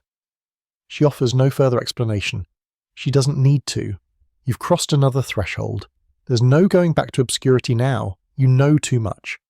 And that means one day someone might decide you know too much. You start noticing small shifts in the harem. Guards reassigned. Schedules altered. Dilsar, the concubine with the golden comb, now walks with her eyes lowered and her shoulders hunched. She hasn't been summoned to the Sultan's chamber in weeks. Another girl, Aziz, younger and seemingly harmless, is called more frequently now. She sings at night, loudly, as if to remind everyone of her rising star. Kosem says nothing about this, but you see her watching Aziz carefully. Then one morning you're woken before dawn by a soft knock. A eunuch stands at your door, breathless. She wants you. You don't dress fully. Just wrap a robe around your shoulders and follow. Kosem's chamber is dark, lit only by one flickering lamp. She's alone. There's a man, she says. A minister. He's new. Ambitious. He wants the boy to rule alone. He's filling his head with ideas. Freedom, autonomy, all the words they like to say when they mean, let the boy forget the woman who raised him. You nod. What do you want me to do? Nothing yet. She folds her hands. But if he approaches you, if anyone does, smile, listen, then tell me. You nod again, but your heart stutters, because this is not like the errands before. This is not translating letters or delivering combs or spying on concubines. This is politics at its rawest. This is espionage, treason. One wrong word and your name could disappear from every scroll in the harem. You could be replaced before sunset. Still you agree. What else can you do? You're in too deep to pretend to be small now. There's a scholarly argument that Kosem's greatest strength was not her intelligence or her beauty or even her patience, but her recruitment. She chose allies carefully. She gave just enough power to keep them close, just enough fear to keep them loyal. And you now are one of those chosen. You tell yourself it's an honor. But late at night, you lie awake wondering how many other girls wore silver bracelets before you, and how many of them are still alive. By now, you've stopped keeping track of how long you've lived inside these walls. Time here has always been fluid, but lately it feels like a dream that refuses to end. The marble stays polished, the silk stays pressed, the scent of rosewater never quite fades, but everything beneath that surface is shifting. The Sultan is older, Kosem is quieter, and you, well, you've become something else entirely. People look at you now with calculation, not warmth, not even suspicion, calculation. You've become a variable in other people's plans, a question they whisper about behind fans or over trays of figs. Whose side is she on? What does she know? You've heard the question, though no one dares ask them to your face. That silver bracelet has begun to feel more like a collar. The minister Kosem warned you about, his name is Halil Pasha, finally speaks to you during the end of a feast. It's nothing overt, just a passing comment as he sets down his cup, nodding in your direction like you're no more than a servant girl carrying honeyed almonds. You must be trusted to stand so near the Valide, he says, soft and slow, his voice smooth as olive oil. Tell me, what does she think of the new naval appointments? It's a trap, obviously, so you smile, offer a shrug. I only pour tea, my lord. He laughs, but there's no warmth in it. Of course you do. That night you report everything to Kosem. She nods once. He's growing bolder, and then she says something that stops your heart. It's time to teach the boy a lesson. She doesn't elaborate, doesn't need to. You've seen what she's capable of when she wants to send a message. Historically, the palace was a game of masks and mirrors. No one ever said what they meant. Power moved in suggestion and implication. You never accused someone. You made a comment, raised a brow, summoned a doctor for someone who wasn't yet sick. You didn't start wars. You whispered, and someone else made sure your enemy didn't wake up. And now, it seems, Kosem is done whispering. Over the next few days, events unfold with such eerie precision that you begin to wonder if they were set in motion weeks ago. One of the Sultan's closest tutors falls ill, just ill enough to lose his position. Another official is caught accepting bribes from a provincial governor. A third disappears during a storm on the Bosphorus. And Halil Pasha? He survives. But his quarters are searched. A sealed letter is discovered. Suddenly, his influence dries up like a puddle in the sun. The Sultan is furious. He doesn't accuse his mother outright, but the anger is in his eyes when they speak. You hear his voice rising behind closed doors. You hear glass break. For the first time, he tells her no. No more interference, no more control, and for the first time, she lets him walk away without a word. You think perhaps it's over, that he's finally broken free, but the next morning, one of his concubines, Aziz, is sent away. To a summer estate, they say. For her health. You know better. It's always the girls who get moved first. You try not to let it frighten you. But then you return to your chamber one afternoon and find your things disturbed. Nothing missing, nothing damaged. Just moved. Slightly. A drawer left slightly ajar. A pillow turned. Enough to tell you someone has been here. Someone looking. You report it, of course. To Kosem. She looks up from her writing desk, studies your face for a long moment and says, "Now they're watching you too." That night you don't sleep. You lie awake, cataloguing everything you know, who said what to whom, which servants have shifted alliances, which eunuchs have stopped making eye contact. You remember a moment from weeks ago, something that hadn't struck you at the time. A girl named Lele pausing mid-conversation when you entered the room. A sudden silence. You think of the 2 letters you memorized before burning, names, promises, insurance. You're beginning to see your own end. There's a scholarly theory that during Kosem's later years, she began eliminating not just her enemies but her allies. Anyone who knew too much, anyone who might one day reveal her methods. It's never been confirmed, no paper trail, no confessions, but the pattern is there. People close to her vanished, quietly, one by one. And suddenly you start to wonder if the bracelet was a reward or a countdown. You begin preparing. You create a small, hidden barred pocket in the lining of your robe. You write a single page. Just one. Everything you've seen. Everything you know. You seal it and tuck it deep in the folds of cloth. If you disappear, someone will find it. Someone will know you are not just a name on a subphone list. You also start practicing chants in a new way. Not the obedient kind, the strategic kind. You let people forget you're in the room. You stop offering opinions. You nod when you're expected to. You become smoke again, unnoticeable, and you wait. Because in this place, survival is not a victory. It's a skill, and you're still learning it, even now. One night, Kosem calls for you again. Her voice is softer than usual, almost wistful. "You've done well," she says. You lower your head, unsure of what to say. "I'm tired," she continues. "Tired of holding everything together. It never ends. The boy becomes a man and the man becomes restless. They all do it." You look up. For the first time you see age in her face. Not just the kind that wrinkles skin, but the kind that settles in the bones. The kind that speaks of decades spent sleeping with one eye open. She reaches for a necklace on her desk. It's old, heavy, shaped like a crescent moon. "Take this," she says. You hesitate. "It's not a gift," she adds. "It's a shield. You'll need it."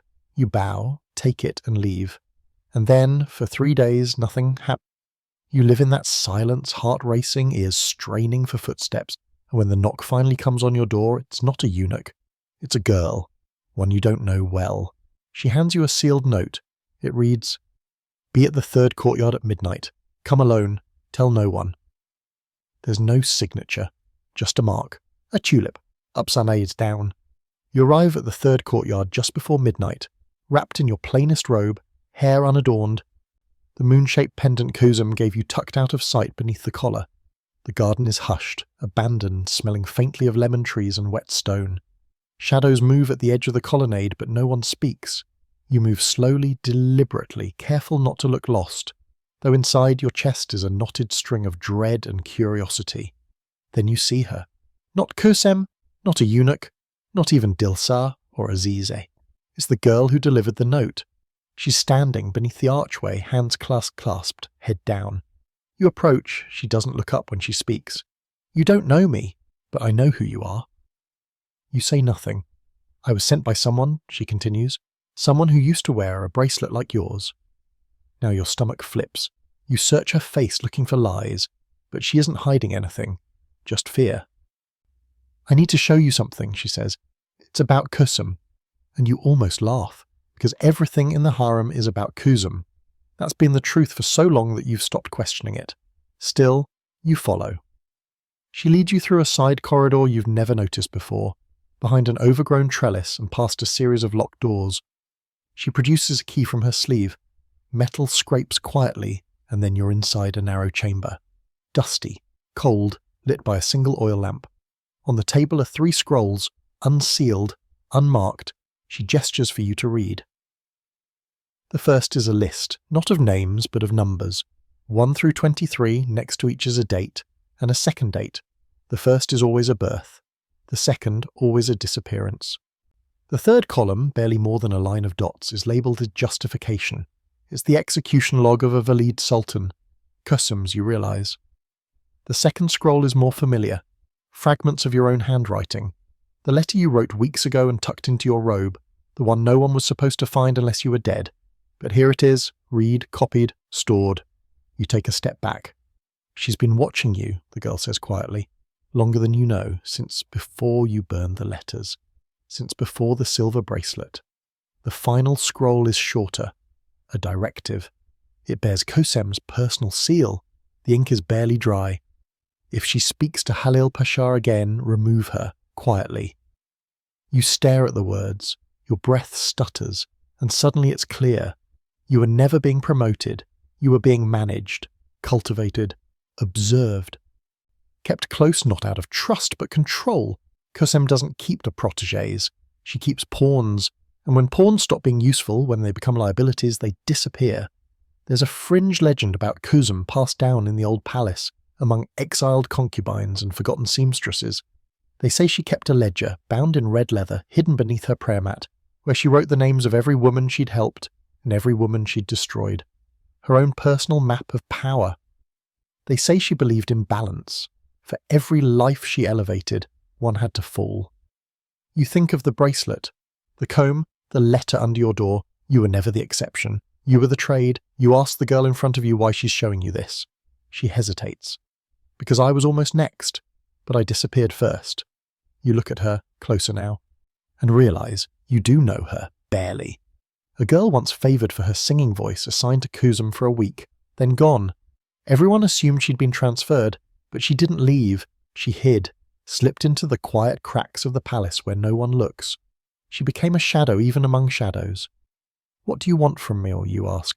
To live, she says, and to make sure you do too. She gives you a choice.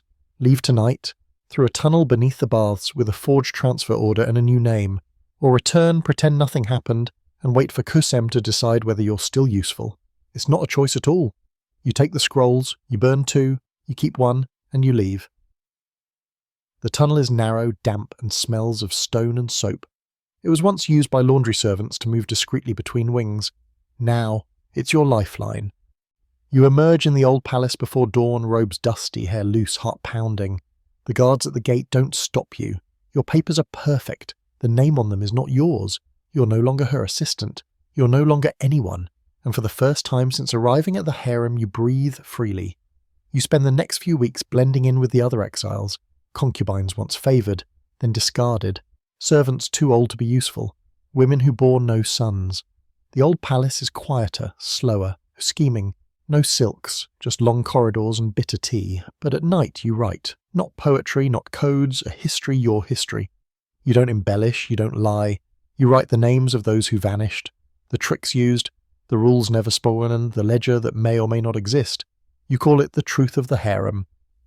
There's a scholarly debate about whether such a document ever existed, whether one of Kosem's assistants survived and escaped with her secrets. Some believe it was destroyed. Others claim fragments are buried in the Ottoman archives, misfiled or dismissed as fiction.